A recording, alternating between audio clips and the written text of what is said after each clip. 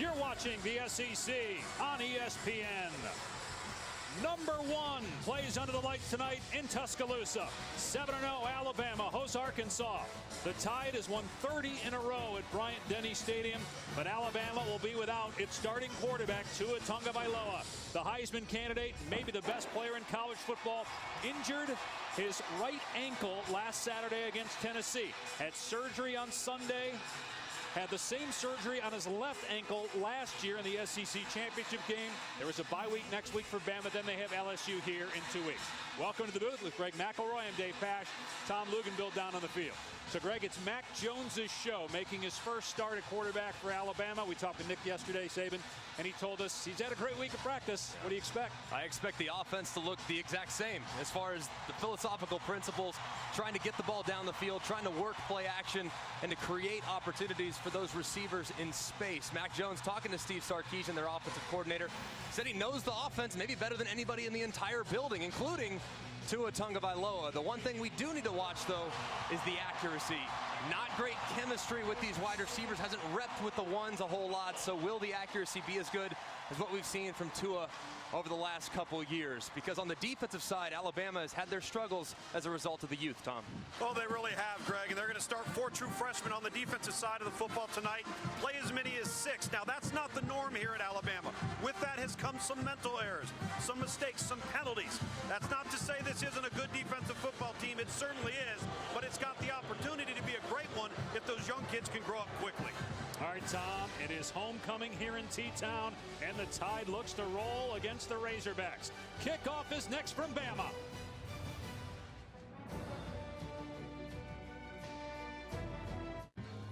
Expedia reminds us we're at Bryant-Denny Stadium in Tuscaloosa, Alabama for a great game. Number 1, Alabama. 7-0, 4-0 in the SEC. Takes on Arkansas tonight.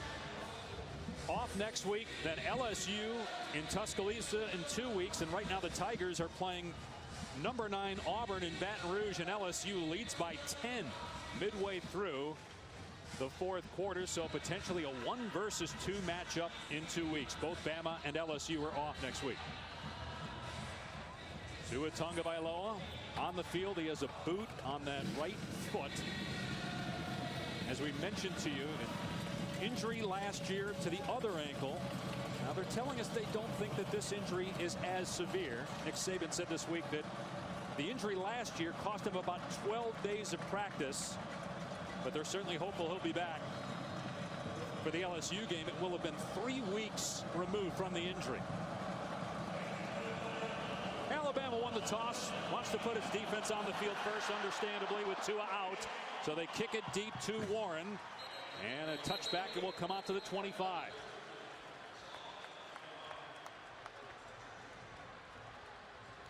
So starting at quarterback for Arkansas is Nick Starkel, making his 5th start of the year. He is from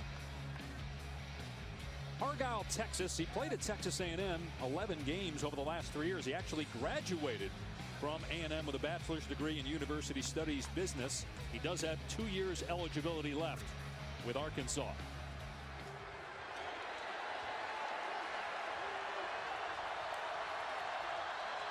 And he's going to hand it off to Boyd, who's a really good back, but hard against that great defensive line, even though it's a young group up front for Bama. Pickup of 1. And Nick Starkel has unbelievable talent. You watch him throw the football, it's a beautiful thing.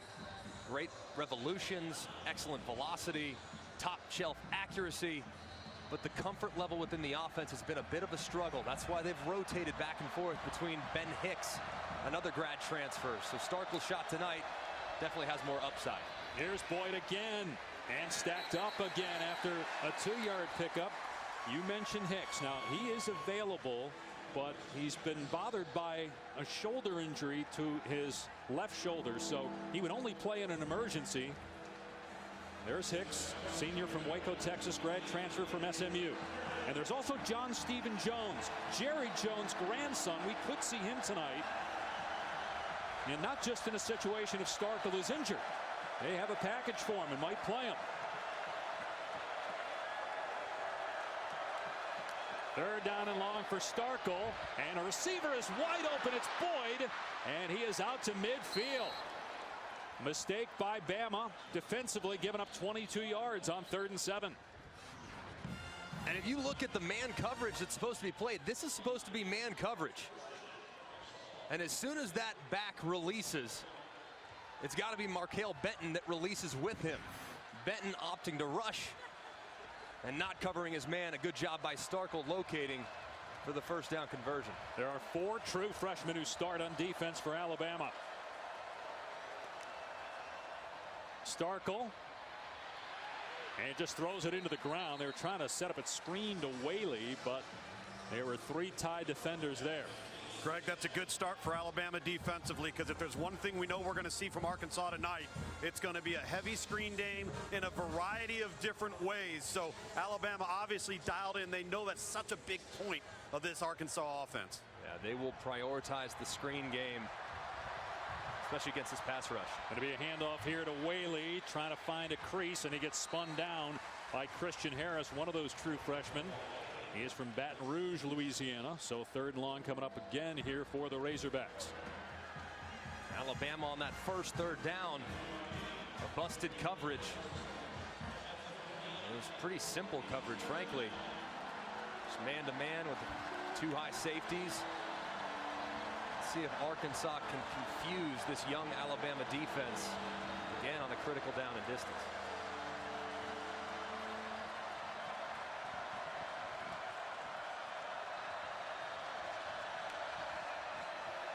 Pressure coming off the edge. Starkel's pass batted in the air and incomplete. That was Terrell Lewis, who's been on fire lately for Alabama. He's got 6 sacks on the year in the face of the quarterback. And a good job here by number 33, Anthony Jennings, who's lined up right there. He knows he's not going to get home. He's just standing watching the quarterback's eyes. And as soon as Starkel removes that left hand from the football and prepares to throw, Jennings goes skyward and gets a hand on the football. Sam Loy on the punt, try to pin Alabama deep, just got it away. High kick but short, and the fair catch made by Waddle around the 18-yard line. Now let's introduce you to Mac Jones, 21-year-old redshirt sophomore from Jacksonville, Florida. 4-star recruit, ranked the 17th best pocket passer at quarterback in the class of 2017, making his first career start tonight. He's played in 20 games, and most of those as the holder. He came in the 2nd quarter for Tagovailoa last week and was 6 of 11. He has some talent. Not quite as talented as Tua Tagovailoa naturally. Has a good understanding, and they expect him to play very efficiently tonight. The backup quarterback is Taulia Tagovailoa. Tua's brother is a true freshman. They run Harris on 1st down, and he's out to about the 21-yard line. Keep in mind as we introduce you to Mac Jones tonight that, and Greg, you obviously played quarterback, so you know what it's like to play for Nick Saban. But this is the first time a backup quarterback has started for Saban due to injury. Yeah, it's amazing, and it's a testament to the Alabama offensive lines over the last 12 years. Not a lot of jerseys that were dirty at the quarterback spot. And Mac Jones stepping into a tough spot here, obviously, for one of the best players in the country in Tua Tagovailoa. On 2nd and 7, here is Judy on the pitch. He's got great speed, and Judy is up to the 35-yard line. He's got 46 catches now on the year. This is just such a tough play to defend. You have Najee Harris running to the right, faking outside zone to the right. You have Jerry Jeudy, the Biletnikoff Award winner from a year ago, coming right underneath on the jet sweep. That's a pretty easy completion for Mac Jones to get his night started. Alabama gets the edge. Look out. Yeah, absolutely. That much speed is so tough to contain. Probably the best receiving core in college football, which will certainly help Jones. And if they run the ball like they are on 1st down, that'll also help. Gain of 3 or 4 there for Harris. Greg, don't you feel like tonight, not to take anything away from Mac Jones, you want to run the offense, but even if the numbers aren't ideal for Alabama within the box for Arkansas's defense, you got to just want to line up and run the ball. Get the big guys ready to roll and just get downhill on Arkansas. Yeah, you got to challenge the other 10 guys with a backup quarterback in there to elevate their level of play, and it certainly starts at the line of scrimmage. That's Devontae Smith in motion, so they run the play. They ran to Judy. Smith gets the corner and close to a 1st down. Going to mark him just short. It'll be 3rd down. So you got Jeudy with 46 catches now. Devontae Smith has 40 on the year. He also has 9 touchdowns. Just ridiculous talent. And we haven't even mentioned Henry Ruggs yet among that receiving core. Yeah, you can run 24 miles an hour, and you also didn't mention Jalen Waddle. He might be one of the toughest guys to tackle in space in the country. On 3rd and short, they get the first down with Harris. Knocked down at the 49-yard line by Cameron Curl. This is the play calling you expected from Alabama here in Steve Sarkisian? Yeah, get the game started for Mac Jones with some high percentage completions. Granted, the 2 jet sweeps have essentially been handoffs. That's a simple stat line, though, for 2 for 2. High percentage completions. Yeah, exactly. Hey, it counts. You take it the distance. Where were those when we played? Yeah, I wish we had those. Goodness gracious. When we were playing Lugs, that's for sure. That would have padded the stats a little bit. Harris off the right side, cuts it back. Great balance by Harris inside the 40-yard line. A pickup of about 13 on the play before Jamario Bell makes the stop. And you're going to see Najee Harris utilize this jump cut so much. Here it is, jump cut. He does such a great job for a guy that's 230 pounds of dropping his hips and stopping on a dime. More of a downhill runner than they've had in the past, but certainly capable in the open field as well. High snap, and Jones able to get it to Harris. On a broken play, they still get positive yardages. Wow, Joe Fouché just levels Harris on the far sideline. Yeah, that's a good job by Mac Jones corralling this really high snap, making something out of nothing. Dangerous snap there by the Florida State grad transfer Landon Dickerson. 8th play of the drive here. Jones off play action, and a good tackle against Forrestall by Cameron Curl, a 3-year starter. So it'll be 3rd down and 6 now for the Tide. And you got to think 4-down territory right here for Alabama, plus yardage. Trust your defense, plus territory. So you have 2 downs to get it. I would expect an RPO here with Mac Jones. We could potentially hand it off, or if a guy slips free, he might be able to find him downfield. They shift Jeudy into the backfield, and they're going to set up a bubble screen. It's caught by Jeudy, and he's got the first down.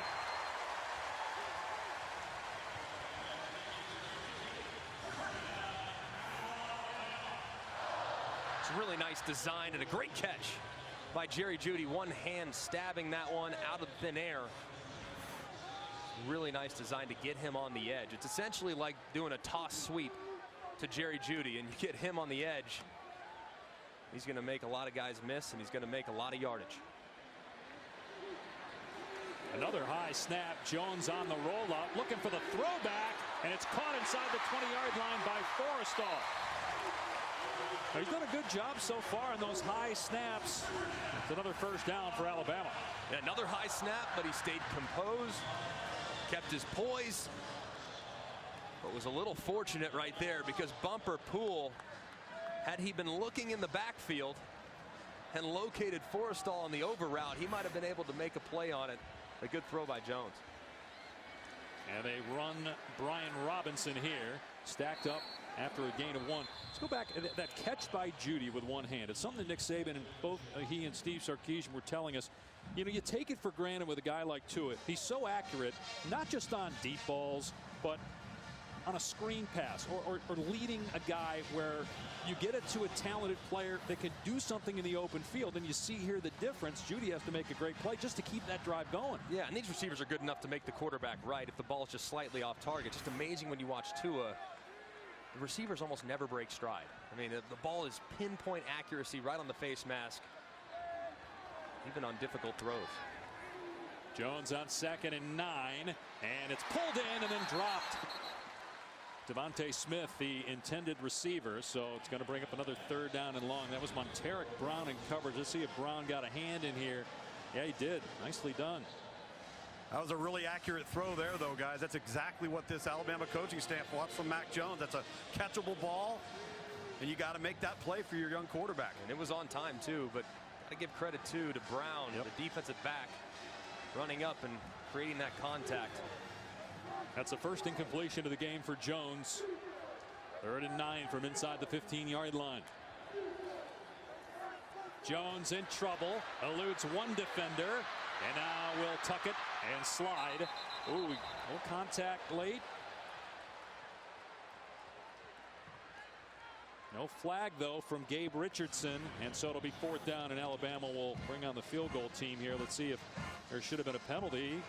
No, I like the acting job by Mac Jones, though. I like the acting job for sure. Oh, he hit me! No, it's that was well within the confines of the rules. I was right in front of that. That was a beautifully acted job. That was perfect. That was perfect. Sometimes you'll get one. You never know. So Joseph Bulovas comes on for a field goal. He's 3 for 5 on the season, as long as 36. This is a 31-yarder, and it is good. So Alabama on the board first here in Tuscaloosa. Carolina history. And man, Matt, they played in some crazy games, almost beat Clemson earlier in the year. Here it's 3-0 Alabama after a 14-play drive that took 6.5 minutes off the clock. They had to settle for 3, as you saw. Here was how the offense did once Tua Tagovailoa went out with an ankle injury at the 6-minute mark. They only ran 35 plays the rest of the game and had fewer yards than they did with Tua. The coaches are saying yesterday, look, we can sit here and talk about how well Mac Jones played in that game, and nobody's going to believe us because the comparison is Tua. Yeah. It's impossible shoes to fill. But you can do it admirably, and he did so by making good decisions and not make any key mistakes last week. Bulovas, and it was a fair catch signal. Warren has it. It'll come out to the 25.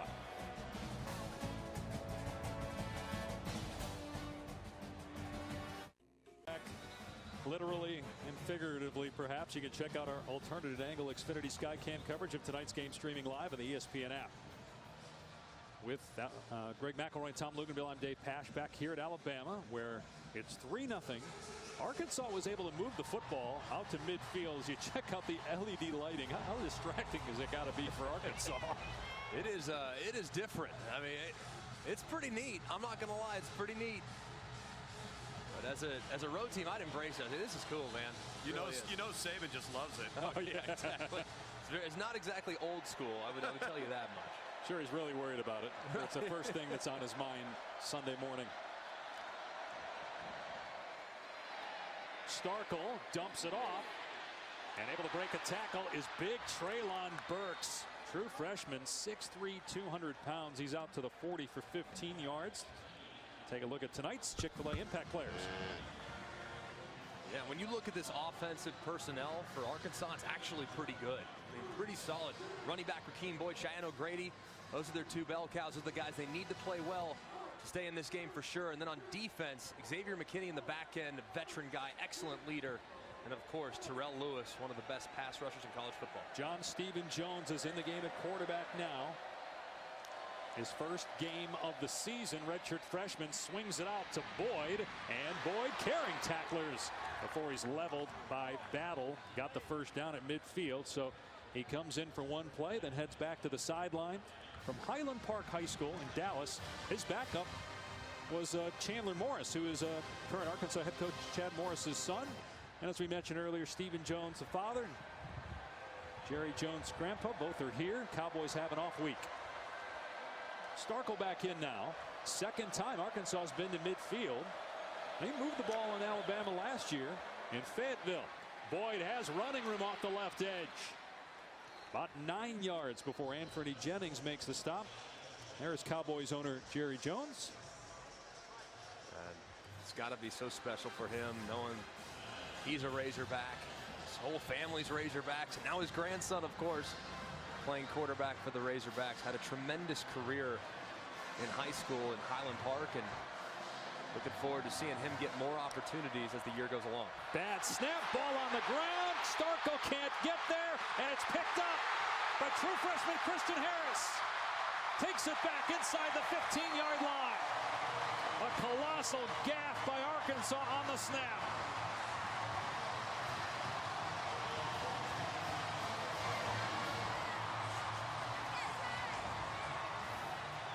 The snap was fine. Little high, but accurate. One that Nick Starkel should absolutely be able to handle. He doesn't. Running back collides with him. Can't get to the football to recover it. Terrell Lewis coming off the edge. Kind of edging Starkel away from the football. And out the gate goes Christian Harris. Good job, though, by Treylon Burks catching him, or else it was going to be 6 for sure. The 32-yard return by Harris. We mentioned Arkansas able to move the ball twice, but hasn't been able to come away with any points. And now Alabama's going to start this drive in the red zone.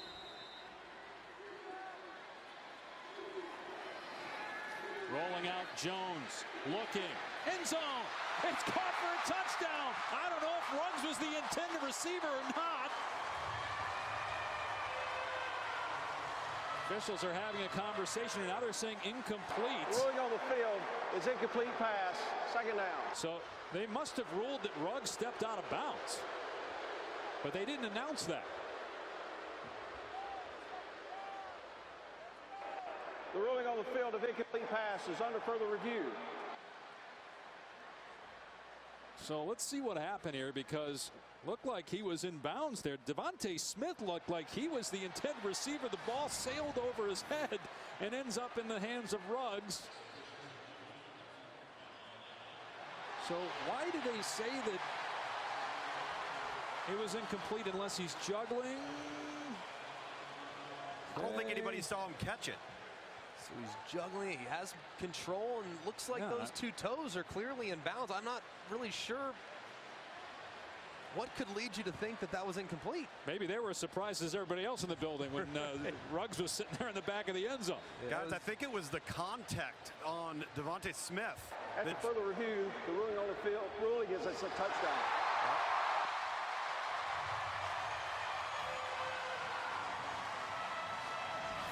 So Mac Jones with his second touchdown pass of the season. Ruggs with his 6th touchdown catch and his 23rd of his career. He is now all alone in 2nd place. He was tied with Jerry Jeudy. Amari Cooper has 31. That's the school record. Now 23 for Ruggs, a junior from Montgomery, Alabama.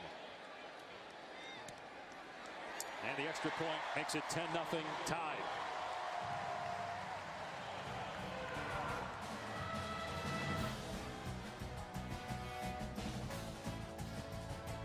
Bucks South up with Alabama. That'll be in 2 weeks, Matt, here in Tuscaloosa. Will it be Mac Jones at quarterback then, or will Tua be back for that contest? Auburn drops to 6-2, 3-2 in the SEC with that defeat. I had a feeling that Auburn's defense would play well today. I really did. I thought that they would do some things that would make life difficult on Joe Burrow, but LSU is for real. You have to respect that personnel they have at wide receiver. Could be a matchup of the top 2 contenders for the Heisman Trophy. And boy, I'm not sure why he would touch that ball unless he signaled for a fair catch. And if he did, it comes out to the 25. If he didn't, he's out of bounds at the 8. Inside the 25-yard line, 1st and 10 at the 25. I don't know why you'd even get close to the ball there that's going to sail out of bounds, because you actually get better field position if it goes out of bounds. Right. I mean, he definitely signals fair catch. I just don't think he realized where he was on the field. I think he recognized and realized that he was that close to the sideline, because naturally you just let that thing sail out of bounds. He just gave up 10 yards. Pick up some free yardage. A couple of self-inflicted mistakes so far from Arkansas. You just can't have those against a team like Alabama. So a 10-0 4-minute mark of the first. They come back with Boyd running up to about the 27. Christian Harris had that fumble recovery on the last possession. Takes him down after a gain of a couple. This Arkansas offense has good skill. I mean, I really like their tight end O'Grady. I think their running back Raheem Boyd and Debois Whaley both do a really nice job. Boyd a little bit more of a home run hitter. And their young freshman receivers, both Burks and Knox, they have a chance to be really, really good down the road. Still young, still figuring things out, but this group have a chance to be something here in a couple years. Starkel behind the receiver, Mike Woods, incomplete. Going to bring up 3rd down and long. I mean, Luke's obviously you're covering, the recruiting thing daily. Sure. Has Chad Morris improved this roster over the last year plus? I really think he has. It started with a top 20 class in the 2019 class. They're off to another strong start. The question is, can they get linemen in the trenches, offensively and defensively? Greg referenced the skill. They're starting to really improve on the perimeter on offense. I mean, it's such a weird shift. You went from a Brett Bielema coach team where it was all about offensive linemen, right? Running the ball, pro-style offense mostly, to now what you have here. Pressure off the edge. Starkel hits Whaley, who's out at the 40-yard line. They finally catch up to him at the 43. Surtain on the takedown, but that's a big play to move the chains. Yeah, you're going to see pressure up the middle, which is going to have one-on-one coverage on the end of the line of scrimmage. Whaley working against Anfernee Jennings, who's really a lot better rushing the passer, getting after the passer, but in coverage, it's going to be tough for him to keep up with the speedy Whaley. Good design there from Arkansas. 16-yard pickup, and now Whaley will get the carry. He's mauled after a gain of about 4 out to the 46. Raekwon Davis with the tackle. Greg, you see the true freshman Stromberg there matched up man-to-man with the big number 99, Raekwon Davis, lined up right over him. Welcome to college football, fella. Yeah, Stromberg's what, 250, 260 at the most? They say he's 285. He's listed at 266. I think he's somewhere in between. 264. But it's going to be a tough task for him to handle Raekwon. There's Starkel over the middle, ball batted in the air. A diving interception attempt by Jennings, and it is an interception. Back-to-back turnovers by Starkel.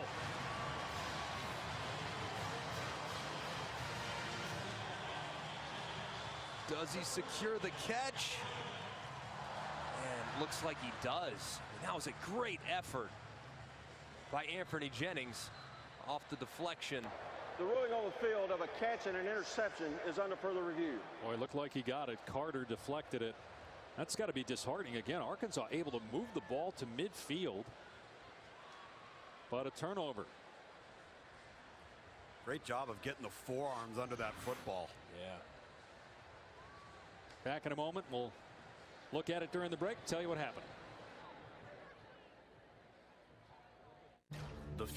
So ruling in the field stands. So look at the 3 drives. And remember, that first drive was a punt, but they were in Alabama territory when they punted. They were in Alabama territory when they lost the fumble, and they were at midfield when Starkel just threw the interception. Jennings with a great play to pick it off the ground.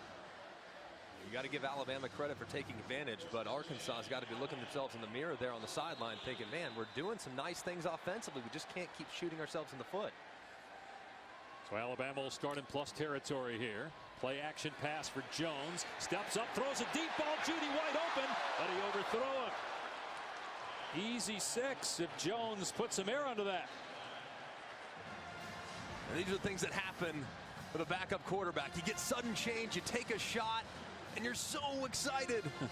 And as a result of that adrenaline rush that you have as you drop back, the ball goes just a little bit too far, a little more air under it. And Jerry Jeudy would have been able to track that down. Beautiful route on the sluggo out of the slot. Mac Jones just a little off the mark there. Obviously, I mean, that's what Tua does maybe better than anybody in college football, throwing that deep ball with accuracy. Harris, another jump cut. He's down to the 40-yard line for 8 yards, brought down by Bumper Pool. Yes, that is a real name. That is his given name. As you look at Tua, he's having another incredible season. He's only played in the 4th quarter in 3 games, yet he's got 27 touchdown passes on the year. One of those guys, you watch it, there's an inaccurate throw, or just a slightly off-target throw, you look and say, okay, what happened? Something had to have happened to force the inaccuracy. He's so special, and his instincts and intangibles are what make him really, really unique. Layers the football and just has incredible instincts in the backfield.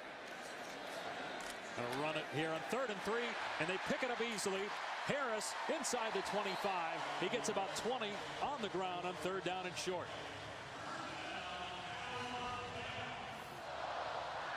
This is a nice job on the left side of the offensive line. Look at number 55, Ekiyor, getting up to the 2nd level.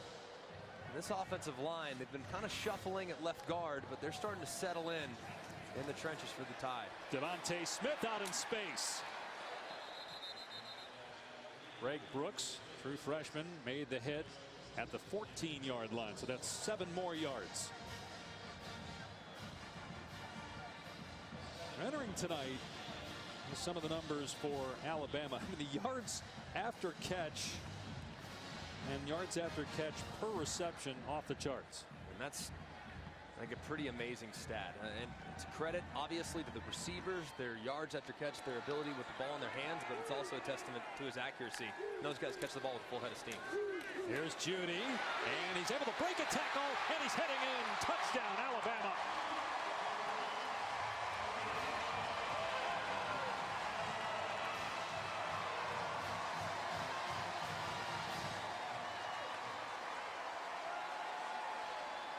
So Alabama takes advantage of those 2 turnovers by Arkansas, turning both into scores.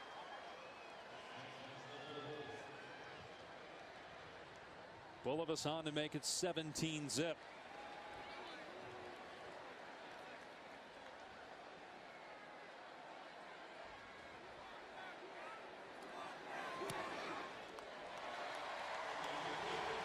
Take a look back with our Buick Drive recap, as Alabama's up 17-zip late in the first. It's just a beautiful job. I want you to watch. I know the touchdown obviously goes to Jerry Jeudy, but this is made possible by Devontae Smith. His job when blocking the bubble is to block most dangerous. And he looks at it, he identifies, he says, nope, actually Cameron Curl is most dangerous. Let's get Jerry Jeudy one-on-one with Brown with a little bit more room to make a guy miss. Obviously, Jerry Jeudy does that so often. And he walks into the end zone. Mac Jones, gotta love those touchdown passes right there. High percentage, Greg. High percentage. I love it. I'll tell you, the plan from Steve Sarkisian to get him integrated into this game, get him confident, has been exceptional. I know they've had great field position, but offensively their plan has been right on point with this guy. Yeah, a lot of very high percentage completions, and the one touchdown obviously in the back of the end zone. That was the one that was a little bit more difficult, and it was a little dangerous as well. It resulted well for him. Warren elects not to call for the fair catch here. He's across the 20 and bumped out of play near the 25. Let's go to Matt Berry. Okay, guys, I'm going to give you the AT&T best performance. We take it to UCF Temple over on ESPN2. Adrian Killins Jr., 48 yards, good cut back to the right sideline. And UCF takes a 14-7 lead towards the end of the first quarter. And we should remind everybody, I don't know if you saw that pop up and it caught your eye and you said, wait a second, SMU and Memphis, the ABC primetime game, but that is a huge game next week. SMU undefeated. Memphis is playing tonight at Tulsa. That'll be a fun one. Our ABC primetime game next week. As Boyd leveled after a pickup of about 3. That was Fedarian Mathis with the hit.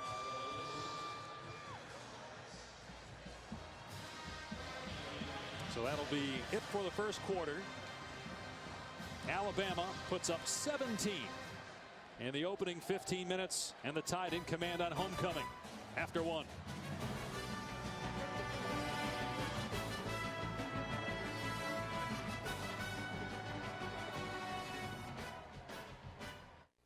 Dave Pasch, Greg McElroy, Tom Luginbill, and the shot of Tua Tagovailoa, injured last week against Tennessee. Surgery Sunday. It's called tightrope surgery. Could be back for their game against LSU. Battle of unbeatens, 1 versus 2 in 2 weeks here in Tuscaloosa. Starkel's pass knocked down again. Second time there's been a batted ball, and Treylon Burks was open. It was a really nice design by Arkansas to get Burks running on a slant. But a better job yet again on the end of the line of scrimmage. You see number 33, Anthony Jennings, knowing he won't get home, not on a quick hitting throw. So instead of rushing the passer, go vertical, see if you can get hands on it. Second time tonight he's been able to. Yeah, and then he also had the interception. There was contact. Alabama jumped into the neutral zone there. Tell you, they're fortunate they did bat it down, because that thing might have been off to the races. Christian Barmore Offside. offside. Contact by number 58 defense. 5-yard penalty. Still third down. So that was on Barmore, so it'll make it 3rd down and 2.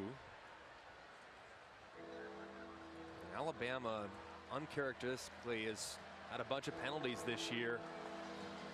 As you can see, penalties on third down are probably what irritates Nick Saban the most, and the pre-snap penalties at that. Effort penalties happen, but when you have issues before the snap, that's a lack of focus. Nick Saban can't be happy with the 3rd and 2. Starkel on 3rd and 2. Throws it down the sideline on a back shoulder pass, and Woods unable to come up with it. Trayvon Diggs, a very long corner, senior, older brother Stephon, member of the Vikings. Good play here by Diggs. And a well-thrown football. I mean, right on the money. A little contact there, obviously, between Diggs and Woods, but I think it's a good no call, as Diggs tried to get that arm in there to knock the ball down. Good defensive play. Sam Loy will punt it away here. Waddle is under it, and fair caught at the 29. And Mac Jones has done a great job so far, because Steve Sarkisian has really done a great job. Just giving him some easy completions, getting him going with the jet sweep, and then basically a toss sweep to Jerry Jeudy. Nice easy completion behind the line of scrimmage. Then they move the launch point, allow him to see the field a little bit more clean. One of the 2 inaccurate throws that we saw was right there, a little off the mark. I think he tried to hit Devontae Smith, but Ruggs was waiting. Very conservative plan so far from Alabama, but they've executed very well here through the air in the first quarter. He had only 50 attempts in his career coming in. Originally committed to Kentucky. Hands it off here for Robinson. He's out to about the 37. Jones, only the 10th starting quarterback for Nick Saban. You were one of them. Is that the Aflac trivia question? I have to name the other 9. Is that yeah, we're gonna, yep. I get the sense you're setting that up. Well, you got one right. get 9 more. Devontae Smith in the open field, inside the 30. And finally dragged out of bounds at the 16-yard line. 44-yard gain. A great job here by Mac Jones reading this safety. This is an RPO. He can hand it off, and if that safety comes up and plays the run, he can hit that void on the slant. Great recognition and an accurate throw, and excellent run after catch. Pump fake. Jones looking, and now throws it away. Ruggs in the vicinity.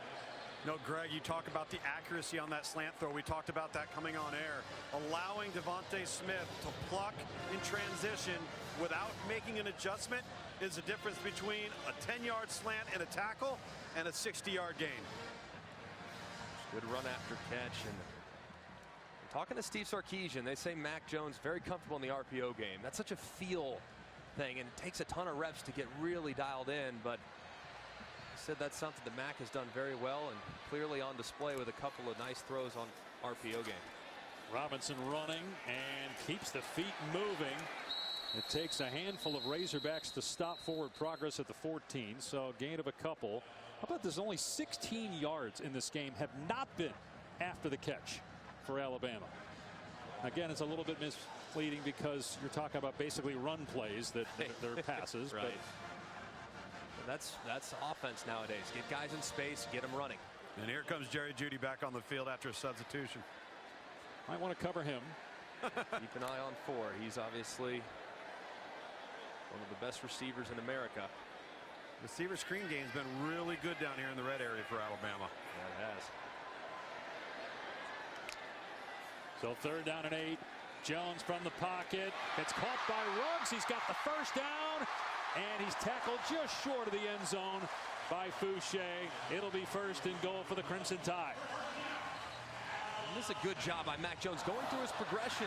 He's trying to work Jeudy on the post, but because of the defense dropping deep and the safeties being over the top, just come to your check down. Nothing wrong with that.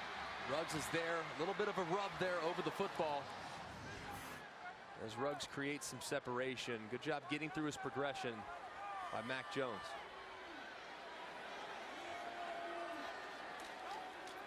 Here's Harris.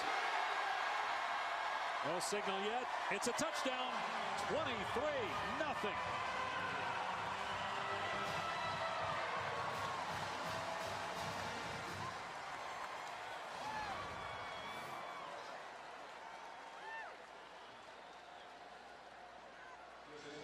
see Najee Harris obviously break the plane. And a great start for this Alabama offense. That's 8 touchdowns on the year for Harris. 4 receiving, 4 rushing. He's pretty good. Brian Robinson as well. And think about it, they lost 2 guys to the NFL from last year's squad. Josh Jacobs, first-round pick from the Raiders. Damian Harris chosen by the Patriots in the 3rd round. That's how it is at most positions now, though, at Alabama. Lose a guy to the league, just replace him with a guy that's equally talented. The point after makes it 24-0. It is all Alabama, and Mac Jones' first start as the Tide quarterback. Wintergreen, fresh skin, baby, got a spray tan, circled up truck, Silverado headlights, we got all the makings of. Coming up tomorrow on Sunday Countdown, Randy Moss sits down with Tom Brady to discuss his quarterback's future. A lot of rumors this week surrounding whether Brady will be back with New England. Also, Randy going to rank the best catches from college football. And Bruce Lee turning Christian McCaffrey into an MVP contender. Can't wait to see what that's about. Week 8 Sunday NFL Countdown tomorrow morning, 10 Eastern on ESPN. Tom Brady playing for someone other than the Patriots? There's no way. I'm just not buying it. I'm just not buying it. Stop it. I am not buying it. Well, first of all, you know he wants to play till he's 45 at least. That's 3 years away. As boy, rough there. Perotti steps out of bounds at the 2-yard line. What a disaster. I mean, it's one thing to get blown off the ball or to get beat by better skilled players, but the mental mistakes and the turnovers by Arkansas is just a disaster. You just got to have more awareness. I mean, you got to know where you're at on the field. Of course, clearly, you see that toe out of bounds, the official all over it. I mean, this is twice this has happened by returners. And Alabama's #1 in the country. They don't need any additional help. Right. And you're helping them with careless mistakes and not having awareness as to where you are on the field and turnovers and just kind of inexcusable errors. Now you're backed up and that student section going wild. Whaley into the awaiting arms of Raekwon Davis. Those are some big arms.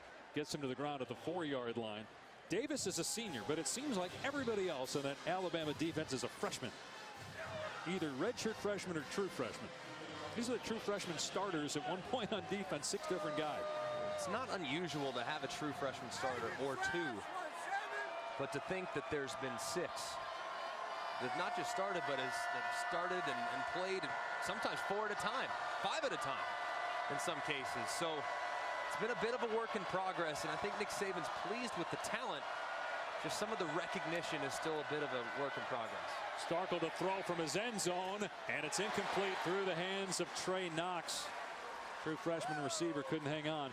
And look, we saw in the College Football Playoff National Championship game last year some holes defensively. We saw it when we did the game in Fayetteville against Arkansas.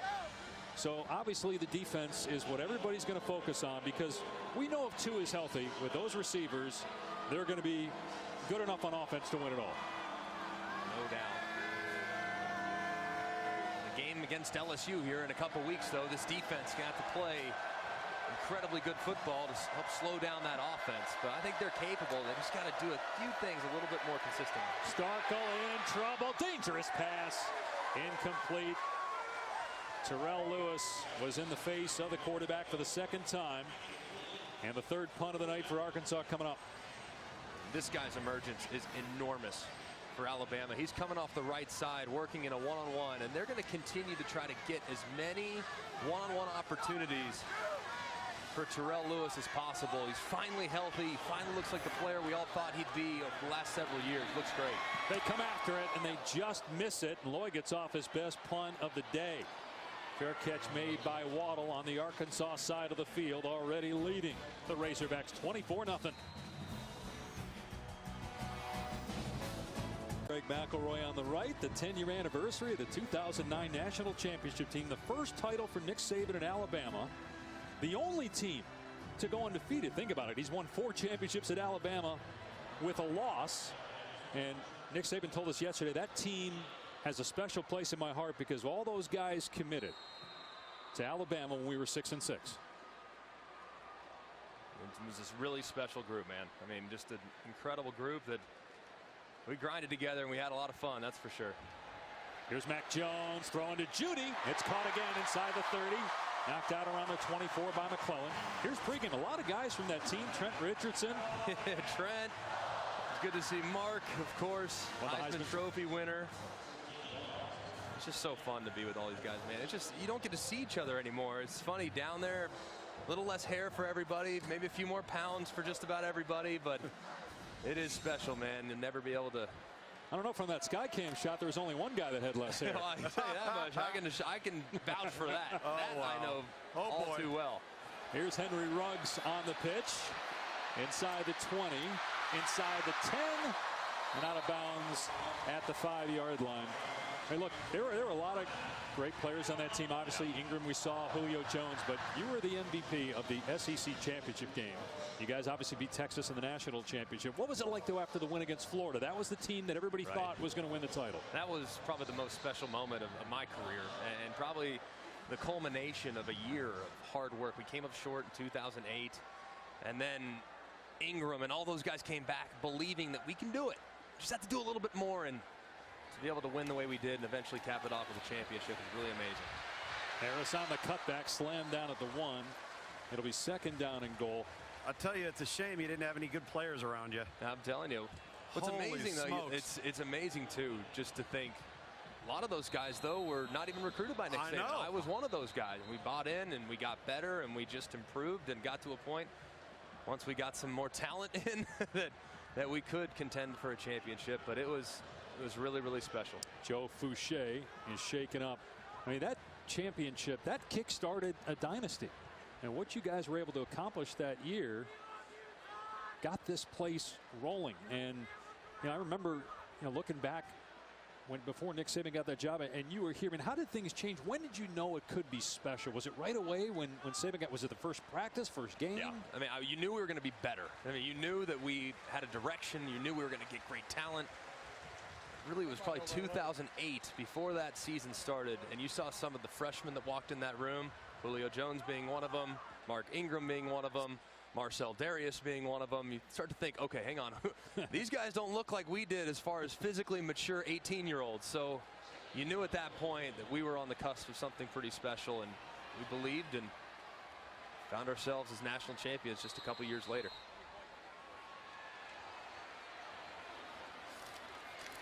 Here's Harris again. He's in. It's 30-0, Alabama.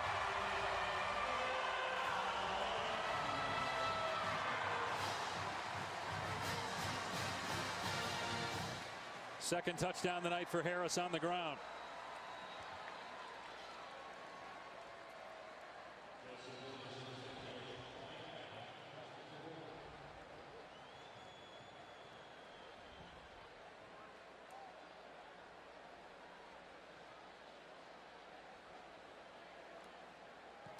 Bulovas puts it through. All right, let's take you back to when Greg was coming out of high school in 2006. Our national recruiting director, Tom Luganbill, his scouting report. Oh, look at this, though. He was kind. Okay. He says, I don't know if you got it memorized, Tom, but I can read it since you don't have a monitor down there. Tom said that you, Greg, possess all the measurables you like. Adequate athleticism. Adequate.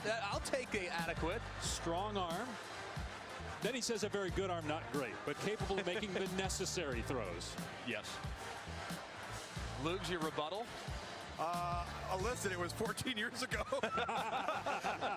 Honestly, and you know what? The first sentence that I can remember, the first sentence of that scouting report states, if I recall correctly, and correct me if I'm wrong, Greg, 1 year as a starter as a senior, and you threw for 4,500 yards, correct? Yes. So why didn't you beat out Chase Daniel the previous 2 years?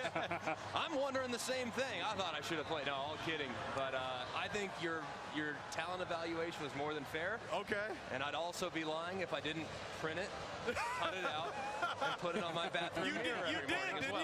you? You did. That and a picture of Tim Tebow. Gosh, Those are the two things that motivated me throughout the course of my career. I've got a scouting report 2019 for broadcasting. Wrap it, Greg. Past the 25 is Warren and brought down around Talk the 29. less. Matt Berry in the studio. Take it away. Up the Greg McElroy show. Have a check-in with the Clemson Tigers. DeAndre Overton, touchdown right now, 17-0 over on ACC Network. What about on ABC? Notre Dame blocks the Michigan punt, but then Notre Dame inexcusably tries to fall on it, and then Michigan would recover. It would lead to a field goal, 3-0 Wolverines. McElroy, I for one think you haven't aged a day. Yeah, there are a lot of people that say that was only 10 years ago. Here's a good tight end, C.J. O'Grady, catching that one out to the 32-yard line. But it's 31-0 Alabama early in the second quarter here in Tuscaloosa. If you're Arkansas, you look at the score, and yeah, it feels very one-sided naturally, and Alabama's dominated the first 20 minutes of this football game for sure. But Arkansas can certainly look to themselves and say, man, we've moved the football a little bit. Just haven't been able to put a string of good plays together without making a catastrophic error along the way.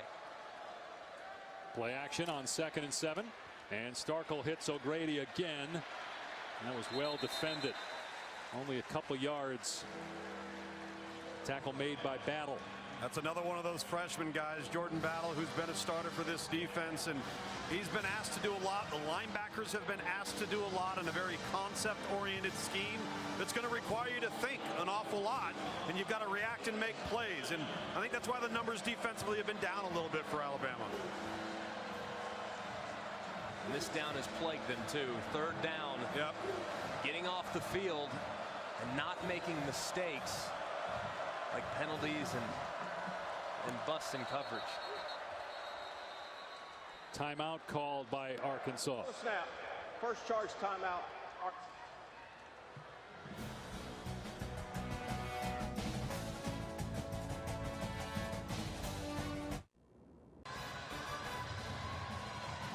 Welcome back to ESPN College Football, presented by Hampton by Hilton as part of Auto Trader Tailgate Week. 31-0 Alabama midway through the second quarter. Monday Night Football, the Dolphins looking for their first win. They take on the Steelers. That's Patrick Surtain. His dad played for the Dolphins. Was a really good NFL corner. Steelers are coming off a bye week. They have 2 wins on the season. Monday Night Countdown will get you started from Heinz Field at 6 o'clock on Monday night. Kickoff at 8. Arkansas has been able to move the ball at times. They've also been backed up because of mistakes on special teams. They've turned it over twice already in the first half. Starkel, and a flag is down. The intended receiver was Burks. Anthony Jennings already has 2 passes defended and a pick. He's going to have a PI or a hold too, because he was really grabbing Burks as he tried to work across his face. A lot of contact. Before the pass, holding the defense. Penalties 10 yards from the previous spot. Automatic first down.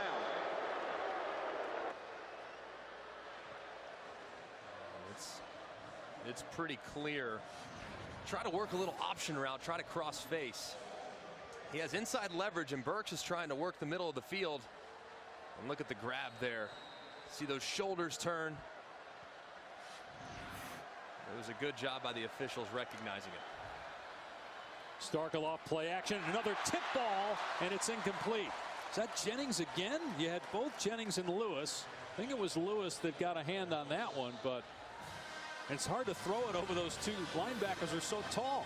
Yeah, it's just the left side of the line. I mean, trying to work Woods into the flat, and you can see Lewis getting his hands up. He's so long. 6'5". Very physically gifted. Long arms, so disruptive off the edge. Trying to take advantage of his aggressiveness, but he doesn't take the bait. He goes vertical and knocks it down. Leaving the SEC in sacks. Starkel, deep ball, got a receiver, but he overthrew Woods, who would have had a touchdown. He beat Shaheem Carter. Another mistake by Arkansas.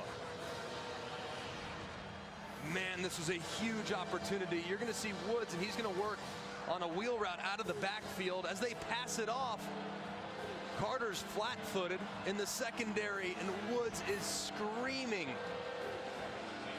Can't miss that throw if you're Nick Starkel trying to climb out of a 31-0 hole.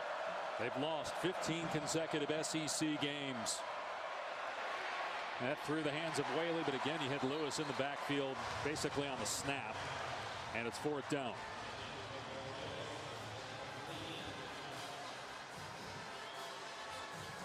Terrell Lewis finally healthy. He's been battling injuries against A&M 2 weeks ago. It's probably the first time he's been 100% in a while, but he's been a terror for offenses in the SEC the last few weeks. Junior from Washington, D.C. Sam Lloyd a punt. We've said that a lot tonight. Short kick. We've said that a lot tonight. And it will be down to around the 17. Now tomorrow night after the game, 7:30 Eastern. Boomer and TJ of NFL Primetime on ESPN Plus. Highlights and breakdowns from all the games today. Updates after the Sunday night, Monday night games as well. To get ESPN Plus, download the app or go to ESPNplus.com.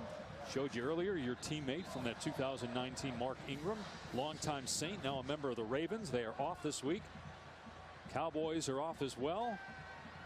Drew Brees expected back for New Orleans. Patrick Mahomes will not play for Kansas City. It's remarkable that there was even discussion that he might play. There was discussion by the media. I don't think there was any realistic possibility that Andy Reid would run him out there not at 100%. Robinson out to the 20-yard line. Gain of a couple. That's a guy in Robinson too. Like, we talk so much about Najee Harris, obviously 5-star recruit coming over from California, the next great one. Well, right here, just a few miles, is Brian Robinson. Just a few miles away, and sure enough, he has turned into a freight train. Big body back that runs angry, and it's been a really nice compliment to Najee Harris. Here's Devontae Smith with running room again. Here comes a flag. It might be on Judy. Smith is into Arkansas territory. And Smith is shaken up. Boy, that's not good.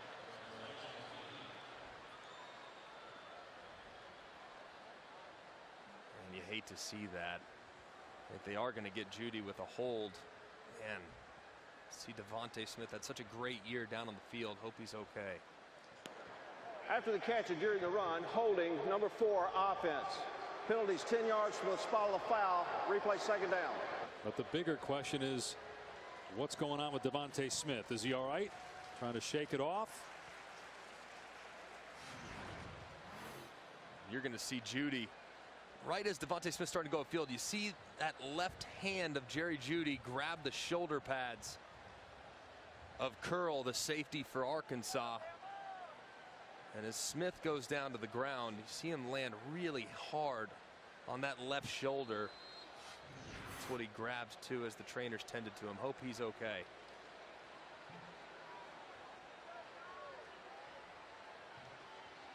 Second and 10. Judy on the wide receiver screen. That was well defended by Arkansas bumper Poole and Deshaun Harris.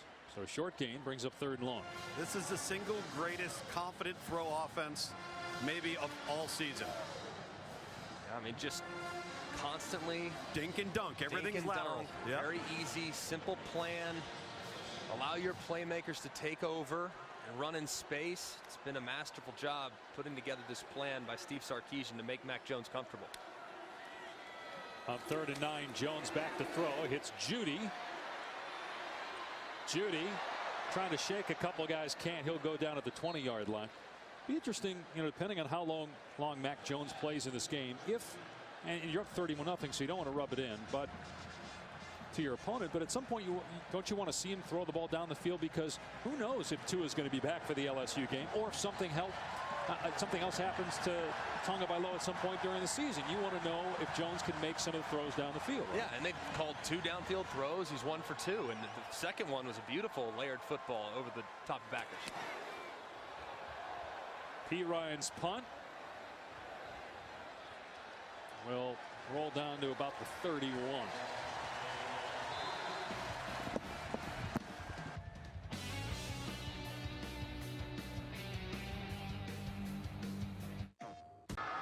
Taco Bell is celebrating student section and passionate fans like these by awarding the Liv Moss Student Section of the Year. Of course, Alabama Student Section is already on the national watch list. Go to ESPN.com/Taco Bell to see how your school can compete or get the committee's attention by using #LiveMoss Student Section Contest. Alabama's won 30 straight home games going back to September of 2015 against Ole Miss. So 4 years ago, not 05, that they lost to Ole Miss.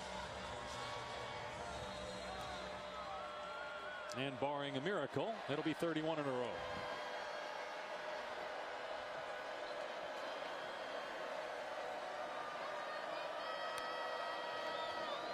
Starkel with a pitch to Boyd, going nowhere fast. Pushed out by Surtain, and his helmet come off.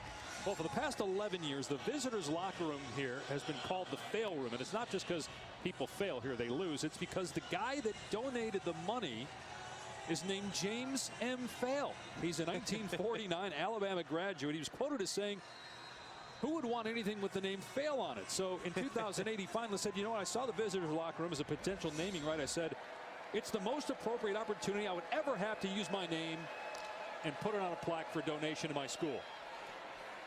Whaley out to about the 32. I checked that Burks out to the 32 on the direct snap.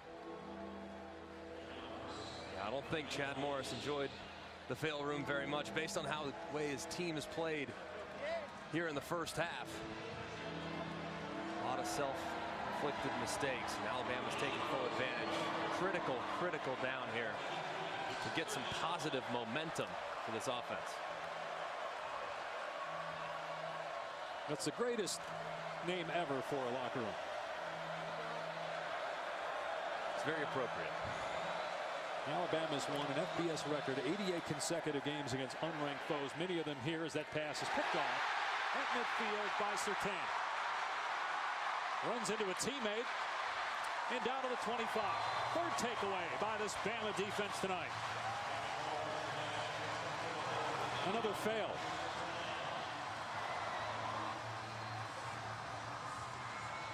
It's a great job by Surtain, being physical,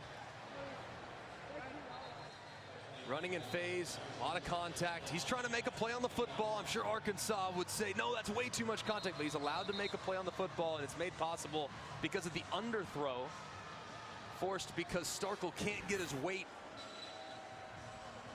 through the football. Comes up short, and as a result, it's intercepted. That interception was a great play by Surtain, but it was made possible certainly by the pass rush of the Alabama Crimson Tide. So the offense starts on the 25. They'll keep it on the ground here with Harris. Another beautiful jump cut. And he picks up about 15. Let's go to Matt in the studio. Okay, guys, keeping an eye on Clemson and Boston College on ACC Network. A.J. Dillon from 9 yards out. This ties the career touchdown rushing mark at Boston College right now, 24-7 Clemson. And all Alabama here, 31-0 Matt, and the Tide looking for more. This is Waddle.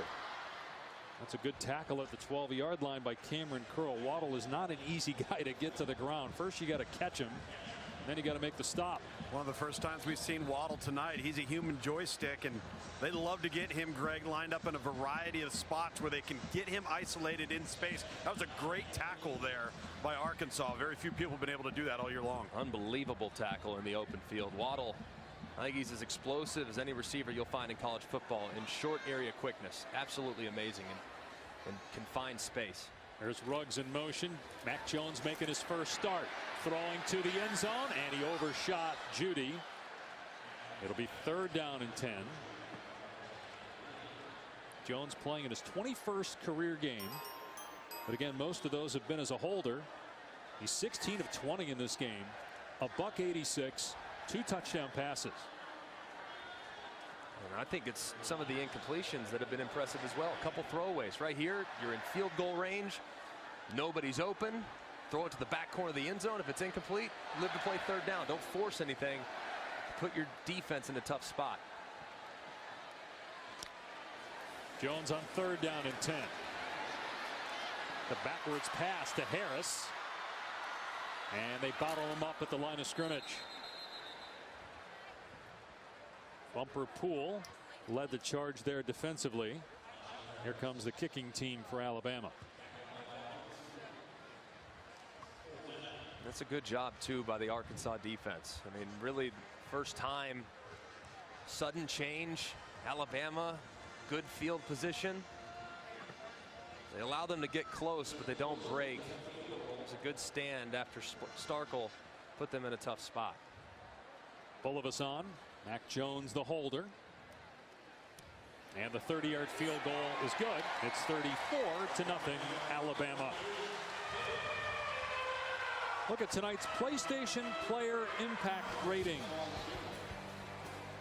Alex Leatherwood making his 23rd career start. Left tackle Jedrick Wills at right tackle making his 25th career start. Pretty good rating for both guys. Yeah, they're incredible. Those two tackles, one of the best tandems that you'll find in college football. Jedrick Wills is just so powerful. He's just so strong. And he's athletic, too, for a big guy. You see that combo block starting inside, readdressing out. And then Leatherwood as well, blocking down, sealing that end man on the line of scrimmage. And opening up a big hole for his running back. These two tackles have been excellent this year. And the inside part of that offensive line, guard to guard, that's been a bit of a work in progress, but I feel like they're starting over the last few weeks to really impose their will, starting to get comfortable with each other. And I think by season's end, that offensive line has a chance to be one of the best in college football. Remember, Leatherwood was a guard last year. He was the right guard, but moved to left tackle this year. Jonah Williams left, and first-round pick of the Bengals, number 11 overall.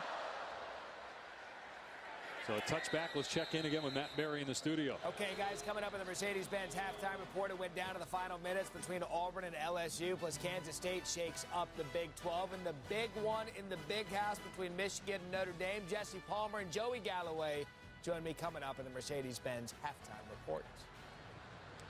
So Joey and Jesse, I'm sure, are going to have a lot to say about the Oklahoma game. What are your thoughts on what happened there with Kansas State today? I think right when you started to feel good about what Oklahoma had on defense, they looked a little more like the defense that we saw last year, getting pushed around and really out-muscled throughout the course of the game.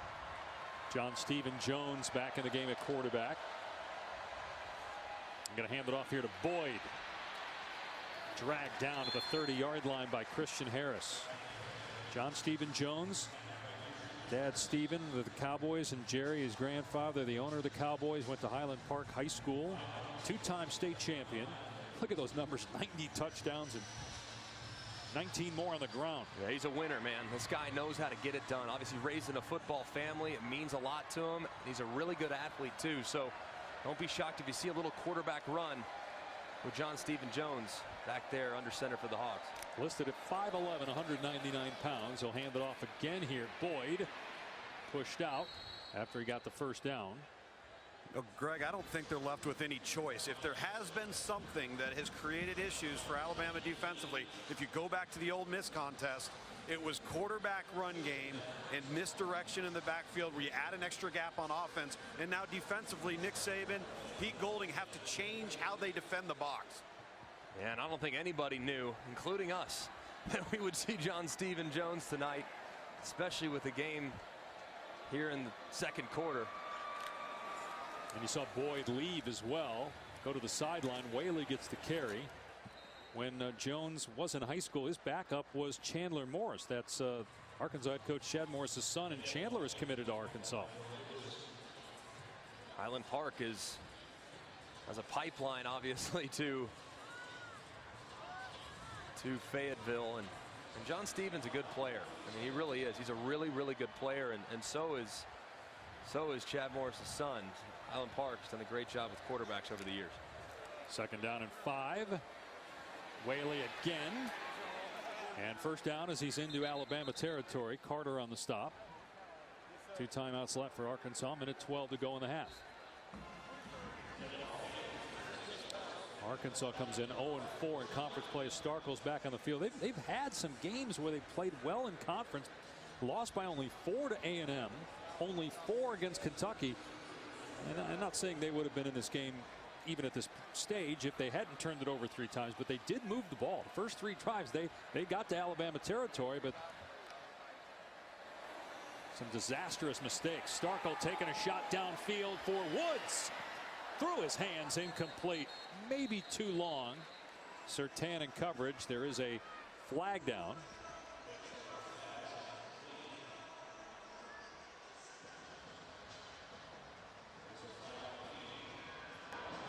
Personal foul, hands to the face, number 33 defense.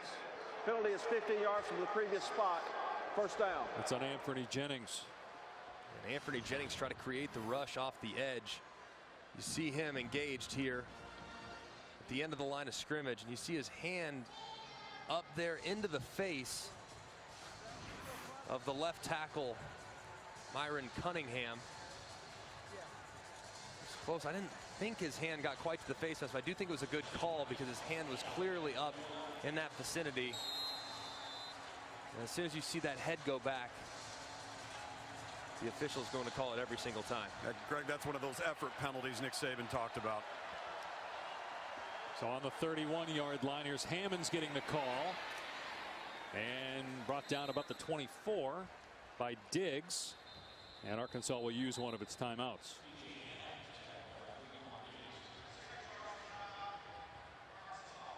One left for the Razorbacks, 29 seconds to go.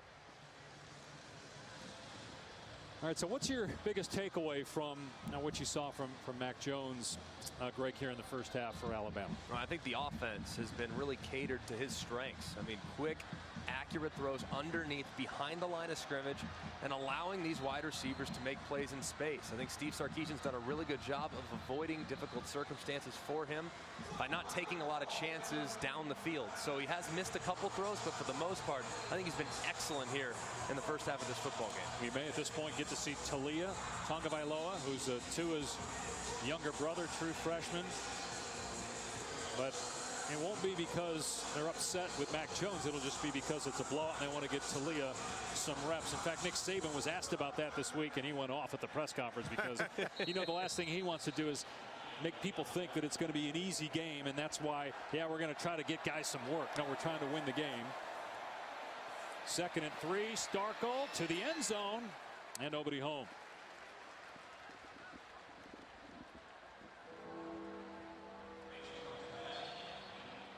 They got 125 yards, 3 turnovers, 4 punts.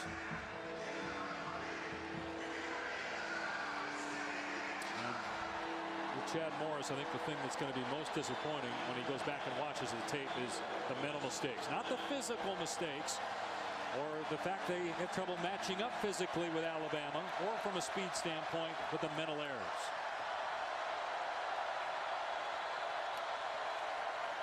Starkel on 3rd and 3, and another interception. He threw it right to Diggs.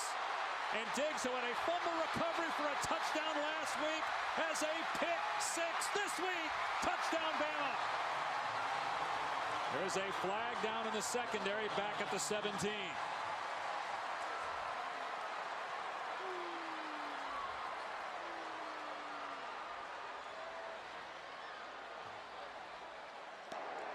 Pass interference, number 7 offense. Coaches decline, touchdown. How about Trayvon Diggs? 2 weeks in a row with touchdowns. That was an 84-yard return and a 100-yarder last week. Most in the country since Nick Saban took over in terms of non-offensive touchdowns. 4 takeaways by the defense. We spent a good amount of time with Trayvon yesterday, and this is such a likable young man, a guy that's really appreciative of where he is. He played wide receiver early on. He wanted to be a corner, but he played wide receiver. His brother Stephon, obviously an NFL receiver, as that extra point is good with the Vikings. But he wanted to be a defender. But it took him a while to get a starting opportunity, and he's played well. And it's a great job. And just look at how they pass off that snag wheel combination. He's working in perfect unison with Benton. As soon as you see the wide receiver Trey Knox come inside, they pass it off immediately. And look at how he immediately drops back to where that wheel is going to be. That's tape study. That's understanding what the concept's going to look like. And as soon as that wide receiver releases internally, you know what's coming right around the outside. Trayvon Diggs read it like a book.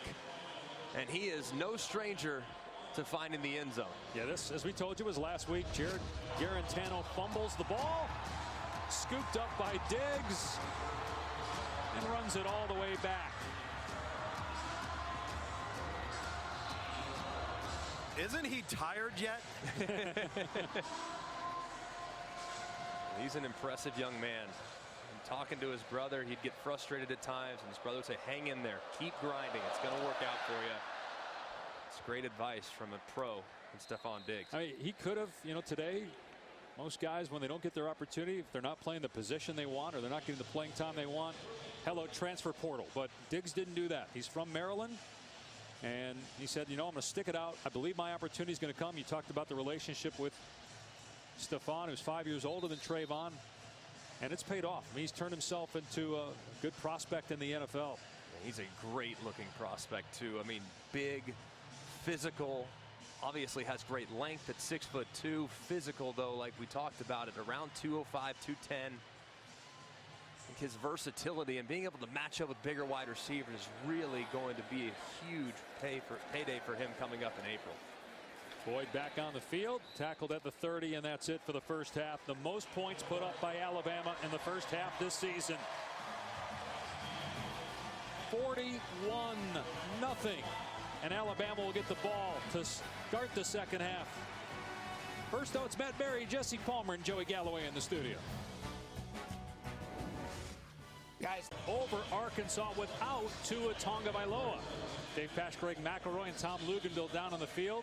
It's one thing to physically dominate your opponents, another to get the breaks, and it's another to get both. And that's what happened in the first half. Yeah, they took advantage of every mistake that Arkansas made. Mac Jones has been excellent, obviously making his first start at quarterback for the Crimson Tide. Very efficient, and this offense doesn't seem to skip a beat regardless of who's under center.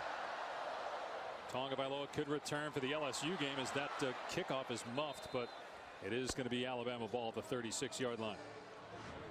And Mac Jones, they've done a great job of working him into the plan. I mean, really easy throws early on, but they got a little bit more difficult as the game went along. Nice RPO on the glance, bang 8 right there.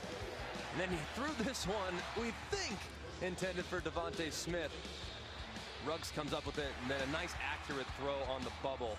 Right in stride to allow Jerry Jeudy to continue some forward momentum, allowing a guy to miss and then cruising into the end zone. He's been very efficient, smart with the footballs, had a ball dropped, had one overthrow, one inaccurate throw, and a couple throwaways. It's all you could ask for if you're Nick Saban and this coaching staff from Mac Jones. Got an interception return for a touchdown, another pick off a deflection. Here's Harris, and close to a first down. Let's check in with Tom.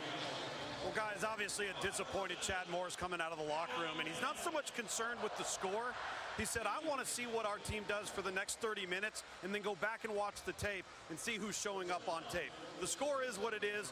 We've had self-inflicted wounds. You can't turn the ball over versus a team like this, particularly on the road. All of the obvious coaching comments you're going to make after a first half like that. Sure.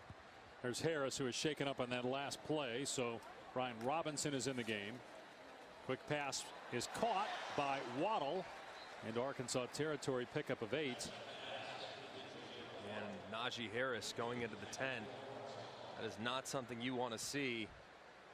If you're a fan of the Crimson Tide, he's been excellent this year, not just carrying the load on the ground, but also through the air. I mean, he has turned into a very versatile weapon for this passing game, and after the departure of Josh Jacobs, you weren't sure who was going to fill that void, but Najee's done an excellent job. He's got 4 touchdown catches on the year. Robinson picks up the first down.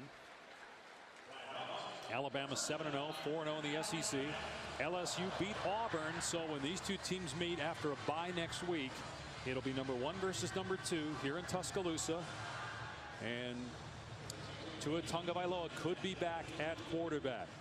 Hurt his right ankle last Saturday night against Tennessee, and then had surgery last Sunday, so basically gets 3 weeks in between games to get ready for the rest of the season. Arkansas will string that one out as Robinson is brought down by Dijon Harris, so a gain of 2 on the play. And when looking at Tua's injury last year, 2018, he injured that left ankle on the first series of the SEC championship game. Obviously got surgery, same surgery as he had this year. But when you think about the quarterback position, the fact that it's his right ankle this year and he's a left-handed passer is much better than it being his left ankle. That's your plant leg. That's the leg that endures a lot of force. So right ankle is a good thing for his recovery. Jones taking a shot here for Jeudy. The pass is on the money. It's a touchdown.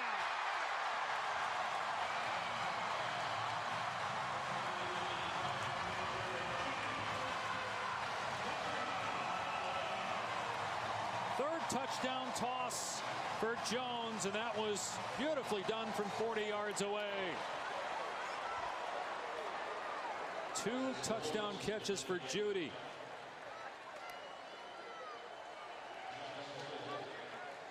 I'm sure Steve Sarkisian, the offensive coordinator, wanted to give the quarterback some confidence throwing the ball deep in case, again, he's playing against LSU in a couple weeks. Can't just do dump-off passes and jet sweeps. Jones will stay into hold. His normal job. Bulovas puts it through. 48-0 Bama. No Tua, no problem for the Crimson Tide as Mac Jones steps into those very big shoes and has performed beautifully. Deep ball on the money as Jerry Jeudy gets into the end zone again, and Mac Jones having a day in his first career start. Without Tua Tagovailoa, the bye week coming up before the LSU game, that maybe Alabama would struggle today. Well, it's 48-0. Bulovas kicking it deep to Warren. And a touchback, it'll come out to the 25. So Tua Tagovailoa last week, as you know, it was the right ankle against Tennessee. Had surgery the next day. Last year against Georgia in the SEC championship, it's the left ankle. Same injury, same surgery. It's called tightrope surgery. Now, last year, this happened because it happened in the SEC championship game. They were so close to award season that he was getting on a plane and he was traveling to obviously New York for the Heisman. Finished runner-up to Kyler Murray. And you know, there was some swelling. You don't have to worry about that now. They're going to keep him off that as long as they can.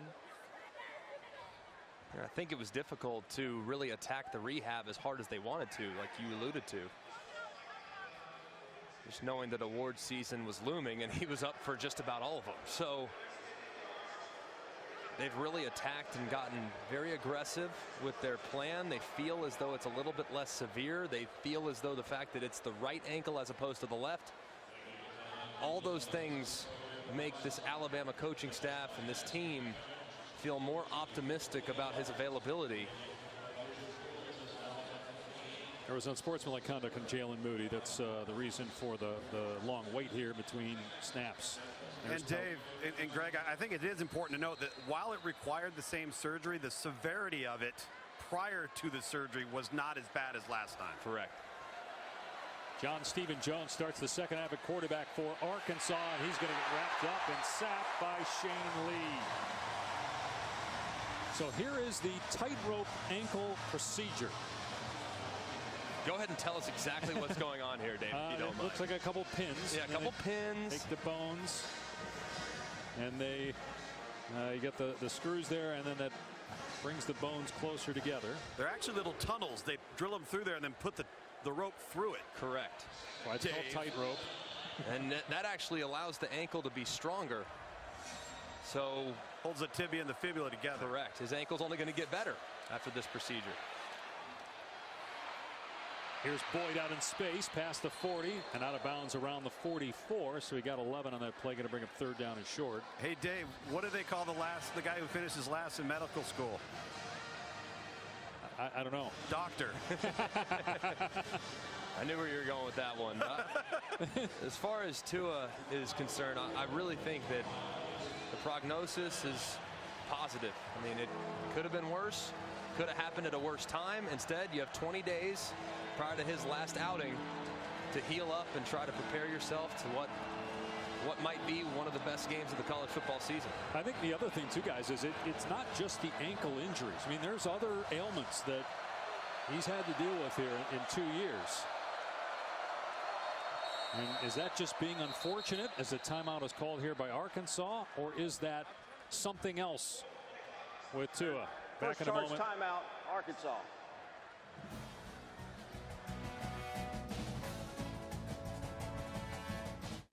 Left corner there, that number 12. Is it Greg McElroy, or is it Ken Stabler or Joe Namath? What do you think, Greg? It could be Brody Croyle. That face mask looks a little bit older, and I had a chance to visit with the real number 12, Joe Namath, on the field before the game. One of my dad's favorite players. The reason why I wore 12 is for Joe, and just love that guy, man. You say he left you a voicemail when you got to Alabama, and you kept it until recently? You had it for 12 years as that ball's thrown out of play.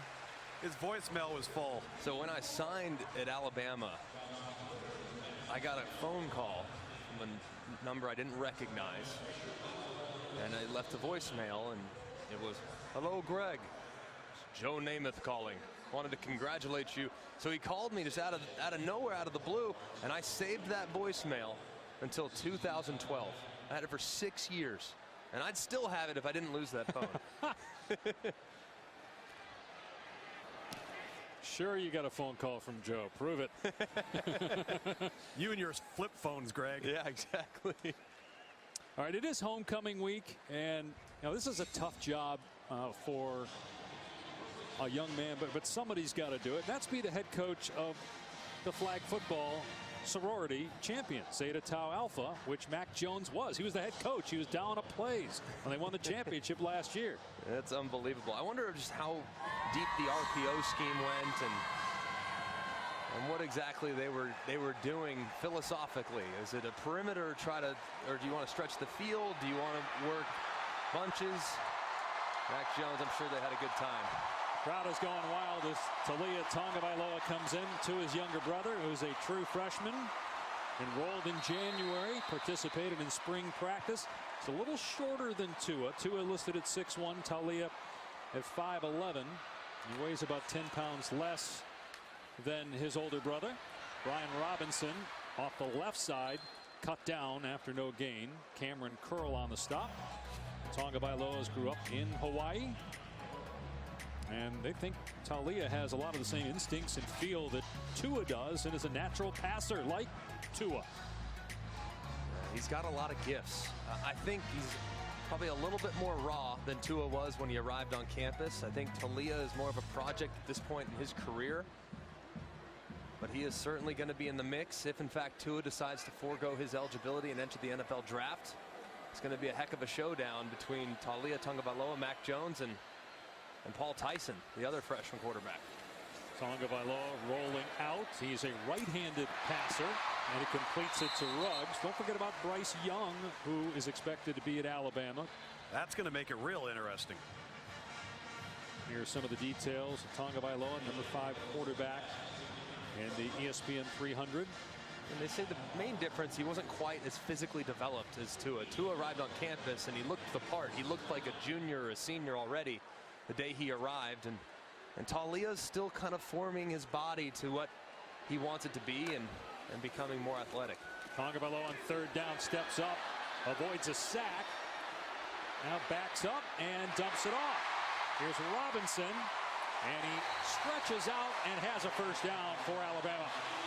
Good job by Taulia keeping that play alive and moving the chains. A great job moving in the pocket. Stepping up, Telvin Agim beats Brown around the edge, and he just continues to create, keeps his eyes downfield, and throws a nice accurate throw to Robinson. Is very close. They gave him the first down on the field, but very close there as Robinson stretched.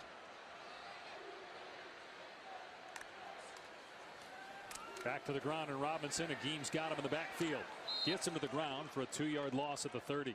You know, Dave and Greg, talking with Steve Sarkisian in pregame warm-up about Taulia, is he said, one of the things about him is he's got some street ball instincts where he just throw the ball out and say, go get a bunch of guys and play pickup. And he goes, I love that about him. But at the same time, our head coach, Nick Saban, is so structured and how they want to play offensively and defensively. At times he'll come into Steve's office and say, hey, was Talia supposed to actually do that? And then he's got to kind of talk him out of it. Yeah, kind of slow play it a little bit, but the kid is a gunslinger. That's what he is. They had something on that ball as he hits Waddle and put up some incredible numbers at Thompson High School in Alabama. The Tagovailoa family moved here from Hawaii when Tua committed. He's one of those players too that he's probably going to be better on game day.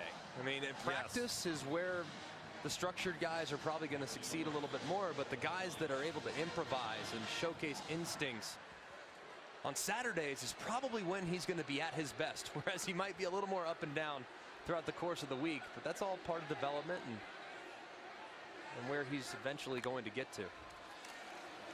Tagovailoa on third down, almost threw an interception. Fouché stepped in front of that ball, but could not make the play. It's 4th down and 3. And this is just youth. They're doubling the tight end outside in. Fouché is able to play the outside shoulder of the tight end, and on the inside you have a presence there as well in Hayden Henry. It's just you got to recognize pre-snap coverage, and that's difficult on a freshman too. See that inside out leverage against your tight end. True freshman punter Ty Perine with the kick, and it takes a couple of Alabama hops down to the 15-yard line. Midway through the third, 48-0. Number 1 team in the country. Pass Greg McElroy, Tom Luginbill in Tuscaloosa, where the Alabama defense has been outstanding, to say the least. Yeah, they've had some up and down performances this year, but they have taken full advantage of a couple mistakes by Arkansas. You saw the fumbled snap, and then the really nice play by Anthony Jennings off the deflection. Surtain did a great job playing this back shoulder, a lot of contact, but reeling it in. Excellent pressure up front too, forcing the underthrow, and then Diggs baiting Starkel into the wheel route and taking it to the house. This defense has done a great job of taking advantage of big-time mistakes by the Hogs. John Stephen Jones, the quarterback, dragged down at the 20-yard line by true freshman Jordan Battle. Pick up a 5 for Jones. And you got to think, Dave, if you look at this defense for Alabama, you can see obviously the production that they've had with 7 points, more so than Arkansas, and the amount of return yards off the turnover is pretty remarkable. But you got to think this Alabama defense, with the youth that they've relied on early in the season, is only going to get better and better and better as the season goes along. They have some big tests lying in front of them, but you got to love what you've seen tonight. Whaley going to be close to the first down. Looks like he's got it at the 25 before forward progress is stopped. Well, they have the bye week, then they have LSU here in Tuscaloosa. They have to go to Mississippi State, then they have Western Carolina, and then at Auburn, and that'll be at least a 2-loss Auburn team that they face in the Iron Bowl. So more opportunities for that defense, but the LSU offense, maybe the best LSU offense Alabama has played since Nick Saban got the job 13 years ago. That anybody's playing. Yeah, best LSU offense ever. I don't think you need to really limit it to that 12-year time frame. I mean, this LSU offense and the receivers that they have, I think Alabama has the best skill in America. I think LSU's a close too. Did not get the first down, and on 3rd and 1, he won't either. Whaley is grabbed behind the line of scrimmage for a loss. Force a punt. You had Xavier McKinney in there along with Shane Lee. On McKinney, I mean, we talked a lot about guys in the front 7 and at corner, but McKinney, the free safety, he might be their best player on defense. They love him. Hey, he's excellent. I mean, just so cerebral, great leader, the alpha on the defensive side of the football. Just great presence there in the back end. Penalty marker is down on the punt. Fair catch made by Waddle on the 45 of Alabama.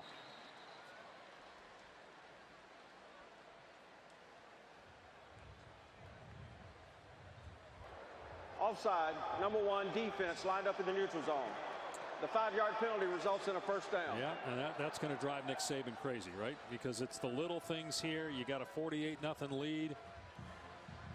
Using these moments as teaching opportunities. Now, you were saying to us yesterday, I mean, so many times you're trying to convince guys that it wasn't a perfect game. because he's saying, players are like, well, hey, we won the game, coach. What are you mad about? But it's stuff like this. You see, I mean, they're lined up. Looks like it's over the end of the line of scrimmage. I mean, it's really tough to tell from that angle, but it does look as though he is in the neutral zone. And Nick Saban, this is what he does all the time. The better you play, the more he yells. The worse you play, the more he loves you up. It's amazing how he's able to adapt to what he thinks his team needs. So on first down, they run Boyd. Gain of about 9. So the penalties continue to be an issue tonight. Now, last week against Tennessee was pass interference calls. At 60 yards in penalties in this game, averaging 70 yards.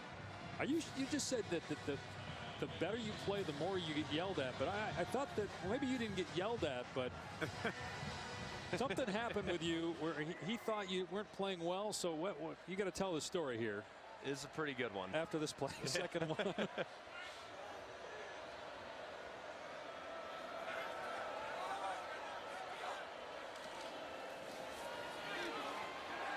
Jones keeps it. It's a first down. Just scoots out of play. All right, so you got to tell this story because it's pretty good. Go ahead. So we played against Ole Miss in 2009, and I didn't play great in that game. I didn't play bad. I followed it up the next week with a really bad performance against South Carolina.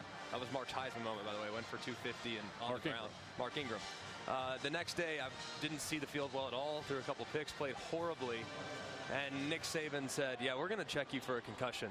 we are. Because there's no way that you can play as bad as you're playing and not be concussed. Of course, I did go through the concussion protocol. I did not have a concussion. It was, I was seeing ghosts, if you will. Oh, don't say that now. Greg, can you get one after this game? I'm telling you, I did not play well that night. But so what you said is true. He didn't yell at you. He just checked you for a concussion. Yeah, no, there's no justifiable way for you to play that bad. That's essentially what it was him saying. And I think it was more kind of messing with you than it is anything. But that's kind of what he is. With the young guys, too, especially, he really loves you up. Okay. But if you're an older guy and you're not playing up to par, he might love you up as well. But it's dependent on what the player needs. I, for one, I needed to get yelled at. That made me a better player. And he took full advantage of that on several occasions. Hey, Luke's, write that down. Greg needs to be yelled at to get the best out of him. Now, we're going to hold on to that for the rest of the season. Well, the good thing is we're on TV, so it's somewhere forever. It's so interesting you say that about playing better, and then the more you yell. I mean, the biggest poisonous word in this entire organization is complacency, right? Yeah. So you're sitting there, and the moment you start to think it's going to be easy, it's so cancerous that I think that's his greatest fear in coaching. Yeah, and he was just wearing Ben Davis out on the sideline. Yeah. I mean, wearing him out. Ben Davis, a veteran guy. Quarterback keeps it here, Jones, and he gets the first down. I think Coach Saban is done. I think he said what he needed to Ben Davis. He got him a couple times. But it's amazing. The only time he'll go off in those press conference rants in weeks that they're playing Western Carolina. Right. And weeks in which they're heavily favored. He never goes on a post-game rant after they play poorly. But it's only after they play really well and everyone's starting to love him up because of the rat poison that he always references. But didn't you say that in the locker room, he had you guys thinking that you were going to lose to Western Carolina based on how he talked about them? Right. Did you really think that, or was that just a comment you made to the media back then to make Coach look good? Whaley down to about the 20. No, in all seriousness, I mean, he created such an edge. And there was such internal competition that's amazing. I mean, you are always battling every day for your job with the guy behind you. And if that guy plays better than you, you are replaceable no matter what. Every single guy is a little bit on edge all the time, and that makes you a better player. But, yeah, I mean, he makes the whole team on edge because you know you have to perform at a high level or else you could potentially lose the game. It's all about playing to the standard that you've set for yourself, not necessarily about who the opponent is. Here's a shovel pass to O'Grady, and that is snuffed out by Benton. That's going to bring up third down. And obviously Nick Saban, look, he comes from the Belichick tree. He was defensive coordinator in Cleveland for Bill Belichick. The two are very similar. No days off, the way they handle the media, the way they deal with their players. And not everybody can get away with it the way that those two guys have done it in their respective sports and have the kind of success that they've had. Well, that's the only reason they get away with it. because they're winning. 3rd and 2. Alabama trying to keep a shutout. John Stephen Jones moving the team. No, here's Whaley getting the first down inside the 10, so it'll be 1st and goal.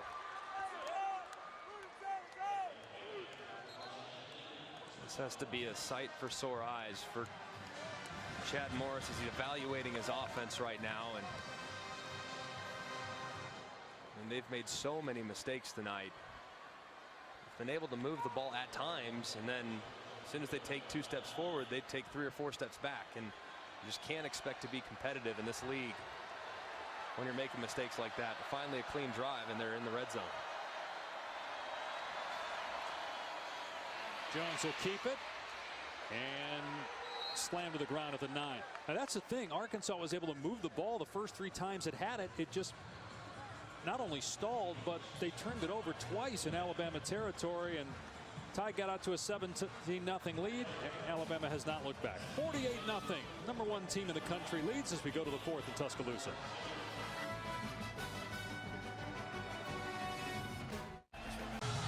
And welcome back to Tuscaloosa, where you're watching the SEC on ESPN. The Alabama Crimson Tide has yet to shut anybody out this year, and they lead this game 48-0. Arkansas is inside the 10-yard line, 2nd and goal. John Stephen Jones in at quarterback again. You're going to throw it here to O'Grady, who's past the 5 and into the end zone for the Arkansas touchdown. First touchdown pass for John Stephen Jones. Redshirt freshman from Dallas. Grandfather Jerry, owner of the Cowboys, in attendance tonight. And but C.J. O'Grady setting the Arkansas record for touchdowns by a tight end, his 12th. They've had some good ones too. Hunter Henry most notably, especially in the recent era, but O'Grady has always been one of those guys with unbelievable talent. Certainly come to the forefront this season. And Limpert makes the extra point. I like this design. Just a little inside, and you're going to get O'Grady out the back door. A nice throw by John Stephen Jones. And a good drive by the Arkansas Razorbacks. Against most of the first-team defense for Alabama. That was the first-team defense, so what a moment for that young man. They got 85 yards on that drive. They had 127 yards total prior to that. And you were just saying during the timeout, when it's 48-0, nobody's safe in terms of the ire of the head coach. But it was that offside, right, on 4th and 4 that gave Arkansas another opportunity. That was it. Gave them a first down, and they drove down the field and scored. Good job of capitalizing on one of the few mistakes Alabama has made tonight. Taking advantage of it and cashing in some points of their own. John Stephen Jones going to give Chad Morris a lot to think about here over the next couple weeks as far as challenging Nick Starkel potentially for the starting quarterback. And not a smart play there by Ruggs. And again, Saban is irate just looking at him on the sideline because of Ruggs. Didn't need to field that. That was going to sail out of bounds. Well, you heard Matt Berry mention the name Mason Rudolph. He is the starting quarterback for the Steelers, and you can see him Monday night against the Dolphins on Monday Night Football. He had a concussion week 6, Rudolph, but he's cleared protocol, expected to start. Monday Night Countdown will start us off at 6. I got a trivia question for you. Can you name a guy that's played for both the Steelers and Dolphins that played for Alabama? The tough one.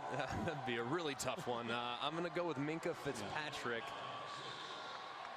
4 guys for Alabama on those rosters, including Minkah, who was traded by Miami to Pittsburgh. Brian Robinson past the 10 to the 12, so a 6-yard gain. Take a look at Mac Jones making his first start at quarterback tonight. Let's look at what he did compared to Tua Tagovailoa and what Tua did in his first start. He's better than Tua. No, let's not get carried away. But it has been a remarkably impressive start from Mac Jones, especially when you take into account that 2 of those balls were thrown away and 1 was dropped.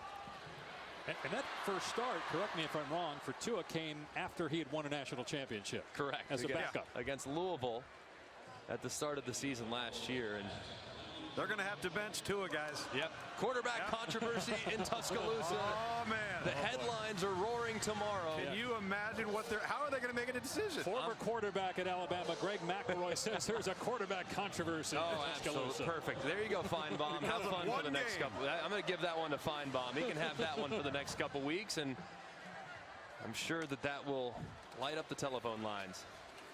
Taulia Tagovailoa to his younger brother, true freshman at quarterback, hands off for Robinson. Gain of about 6 more there for Brian Robinson. And the backup quarterback is always the most popular guy on the team, unless, of course, the starting quarterback is Tua.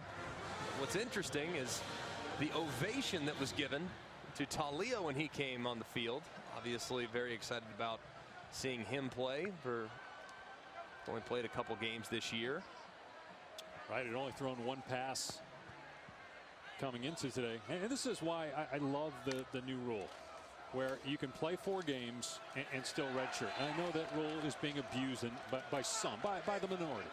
Sure. But for the most part, it's a great tool for coaches to get guys work and not burn their red shirt. And keep guys engaged. Yes. Especially this part of the season, November, when some of the rosters that you'll see across college football, some of them have dealt with a lot of injuries, a lot of adversity. So you need a couple freshmen to run down on kickoff. You should not have to sacrifice a year, Tom, in order to do that and to kind of help your team out. No doubt. And with where we're at now with the transfer portal and kids getting disgruntled, you use the term engaged. So important for kids to have a role, know they're going to play, know they're going to get better and be involved. Tagovailoa dumps it off to Waddle, and see where he stepped out. Looks like he's got the first down. Yeah, I think he's just past it. A good job by Waddle knowing the yard to gain. I'll tell you what, it's going to be a heck of a battle, though, for all these young freshmen as they continue to progress. Taulia Tagovailoa, the best example of that, Tom. And I mean, I think he can grow a lot between, especially if he gets to play some legitimate reps. But the audition tonight for Mac Jones, if in fact he is vying for the starting job next year, was an A++, I think. Or vying for the starting job against LSU in 2 weeks, because we really don't know how Tua is going to respond to the injury. Robinson into the secondary, stiff arming his way inside the 40. But they're really hopeful, based on what we were hearing at the Alabama facility yesterday, that Tua is going to be fine for the LSU game. Again, it will be in 2 weeks because there's a bye next week at Mississippi State, at Auburn, Western Carolina sandwiched in between those 2 road games. I mean, Auburn's really good. The best 2-loss team in college football, may not be close. Losses to Florida and LSU. Well, nobody's played Auburn's schedule or will have played it when it's all said and done. They have a gauntlet. Beat Oregon to start the year. Oregon might be, at least out of the Pac-12 along with Utah, the only chance for that league to get a team into the playoff. And, Oregon's rolling right now, and Auburn beat them week 1. Auburn's a good football team. And the Iron Bowl, I mean, it's a chaotic game. And we've seen great Alabama teams go and play against good Auburn teams and come up short. We've seen bad Auburn teams push great Alabama teams to the edge. It's a really tough place to play. It's a very physical rivalry, and obviously they're not thinking about that one right now. They're thinking about finishing this game, getting as healthy as they can get, and putting their sights on the LSU Tigers that'll be here in a couple weeks. But still a long way to go, but Alabama's certainly looking excellent tonight. Here's Waddle. Again, just shows you some of that incredible skill as he backtracks past the 35 and inside the 20 before he goes out of bounds. Well, one thing to keep in mind for Alabama, some of the injuries they've suffered in this game, which we'll show you in a second after we show you what Waddle just did here to the Arkansas defense. I mean, he's Dante Hall. I mean, that's what I see. He's a little bit thicker than Dante Hall, but remember when Dante Hall was just dominating college football and the NFL in the return game? I mean, he is sensational, and he's a human blur. He is so quick and so elusive. As you see, Najee Harris, who's banged up earlier, went into the tent. We're looking at his leg. Looks as though he's walking comfortably there. Hopefully he's perfectly fine. Robinson on the carry down to the 15. Also Devontae Smith was shaken up, landed on his left shoulder. And hopefully he'll be okay. And obviously they have a ton of weapons, but he got 1 versus 2 in 2 weeks here in Tuscaloosa when the Tigers of LSU come calling. I think the bye week is coming at the perfect time as you see Devontae Smith with a sling on his left arm. That's a shot from earlier, because obviously you see Talia there next to him, but just to let folks know at home, that's a shot we took earlier of him with the sling on the left arm. Here's true freshman Keelan Robinson busting it to the outside. He'll come up a little short of the first down, bring up 3rd down here on Tarek Brown with a nice hit for Arkansas. And Devontae Smith, such an important piece too for this offense. Obviously you can't double team everybody. Judy's probably going to get double teamed more often than not. But those guys on the outside in one-on-one, Devontae Smith has made so many plays this year. The numbers are incredible. And he's been so dependable. So if he's unavailable or not at 100%, that could have a pretty decent impact on how LSU would try to defend this offense. 3rd down and 3 here. Robinson, first down. Greg, you remember when we were here versus Kentucky several years ago, and it was Josh Jacobs at the time was a true freshman, and Lane Kiffin was just raving about him, and that's what this little guy looks like that we just saw in that play. He's got some juice, man. Yeah, Robinson is quick, man. Really, really quick. Not as big as Josh Jacobs eventually was, but he's going to have a role in this offense sooner than later because of that explosiveness that they don't. I mean, they have great running backs, but they're bigger body backs. Having that scat back would be a valuable piece. Here's Keelan Robinson again. You look at Najee Harris is 230. Brian Robinson's 226. Jerome Ford is about 215, and then you got Keelan Robinson at 190. So he does give you a change of pace.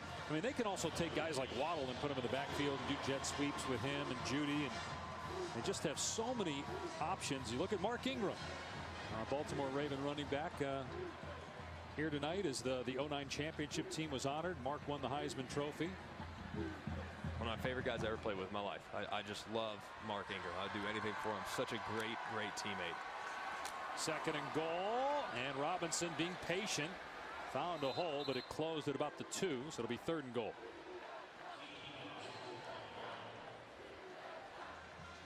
That was Nick Saban's first championship at Alabama. He won a title at LSU. He now has 6 championships, 5 at Alabama, but that one in 2009, which you were the starting quarterback on, he told us yesterday, very special to him because many guys that committed out of high school were big time players, but Alabama wasn't what it is today. At that point, they were a 500 team. They ended up going undefeated, the only undefeated team that Nick Saban has had at Alabama. The other 4 championships he won with the Tide, that team had a loss. Tagovailoa keeping it on 3rd and goal, and he's tackled at the 5, losing a couple. It was a special group, that 2009 bunch. It really was. Just thinking back to some of the games, and there were some days that the passing game wasn't going so good, so the running game picked it up and the defense picked it up. There were some games the defense didn't have their best stuff, the offense picked it up. It was just something about that team's ability to work together and to compensate if in fact one area of the game wasn't going the way we wanted it to go. So it's special to be a part of, and maybe 4 of the best months of my life was being a part of that run. So 4th and goal. They're going to give Taulia Tagovailoa a chance here to go for it. Rolls to the left, and the right-handed quarterback throws high. Incomplete, intended for Shavers, and so Arkansas will take over on downs, but this one's been in the bag for a while for the Tide. Alabama's going to go to 8-0.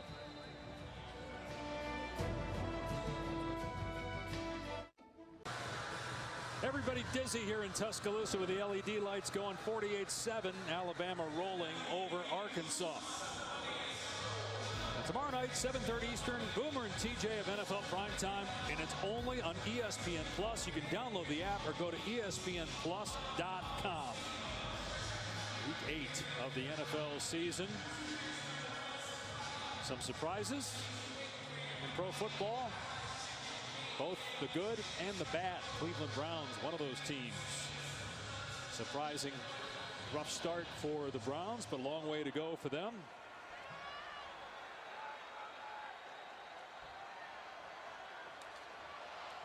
John Stephen Jones going to hand it off. Boyd picks up 2 or 3. Let's take a look at this week's AP rankings brought to you by Northwestern Mutual. So LSU beats Auburn.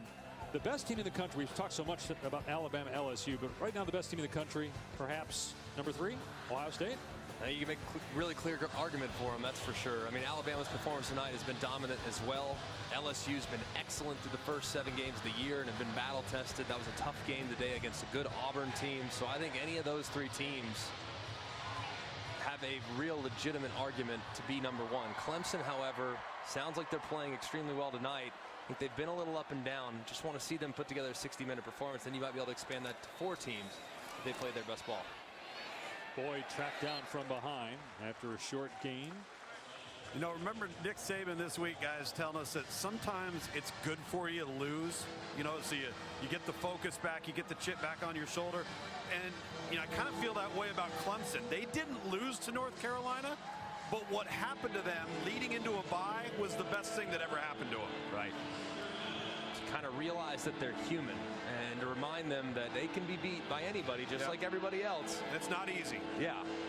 Winning is not a guarantee. Well, look, you won the championship in '09. You talked about it. And then the next year, you guys didn't. But everybody expected you to do it because you still had so much talent. And that's what everybody thought of Clemson this year. And they still might win the championship. As Jones wrapped up in the backfield and sacked. Loss of about 3 or 4. Christopher Allen was there with Barmore for the Tide. 4th down. I think Clemson's going to be just fine. They just need Trevor Lawrence to be Trevor Lawrence. I mean, just sometimes he gets a little impatient and he hasn't really played as efficiently as I would think any of us would like him to be at this point. Been a little bit too aggressive and it's resulted in some interceptions, but yeah, I think his best football's in front of him. Well, you know, we're hitting November. There's going to be some surprises. There was one today, even though Kansas State's tough to beat at home. K-State knocking off number 5 Oklahoma. We get a timeout on the field with 3:15 left in this one. Denny Stadium opened 90 years ago. The capacity was 18,000. Now it's almost 102,000 people. They put on quite a show here. It's a great atmosphere for college football. It's a beautiful campus. More renovations to come next year here.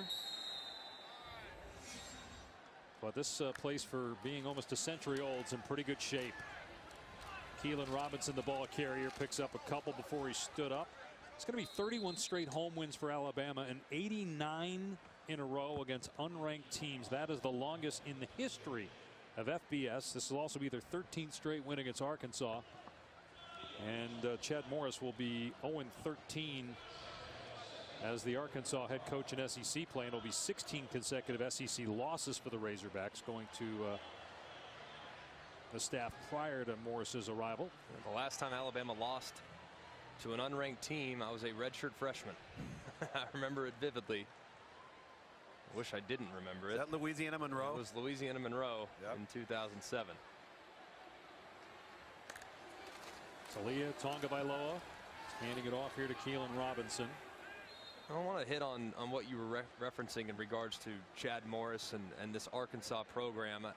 I think tonight's score is not indicative, and last week's game against Auburn not indicative of the progress that's been made.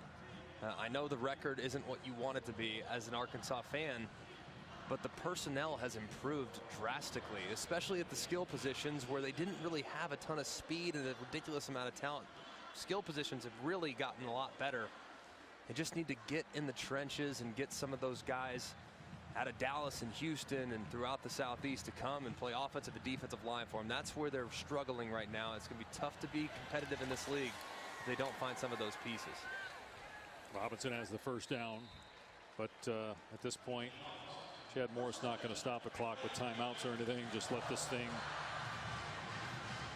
run out and head back to Fayetteville and regroup.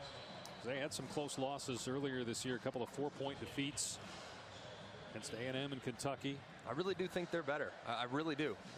I know that it's a complete philosophical adjustment from Brett Bielema to Chad Morris, and they're taking the steps in the right direction. It's just they need more bodies. They need more capable players in the trenches, and that takes time. Kalen Robinson gets the call again, and they'll have to snap it one more time, and then this game will be over. Alabama's going to be 8-0, 5-0 in the SEC. A bye week for the Crimson Tide, and then LSU 2 weeks from today. It'll be an afternoon game here in Tuscaloosa. Will it be Mac Jones, or will Tua Tagovailoa be healthy and back at quarterback for Alabama? That's all anybody is going to talk about probably over the next 2 weeks. And there's so much more out there. I mean, with the way LSU has played and Joe Burrow, you might have the top 2 Heisman candidates. I know Jalen Hurts is in the discussion, but with the records of Bama and LSU, it might be Tua or Burrow at this point. But a lot of season left. Alabama may be hitting its stride, even though it played without maybe the best player in the country tonight, Tua Tagovailoa.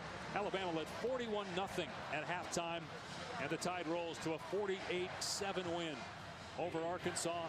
Mac Jones debut as the starting quarterback for Alabama.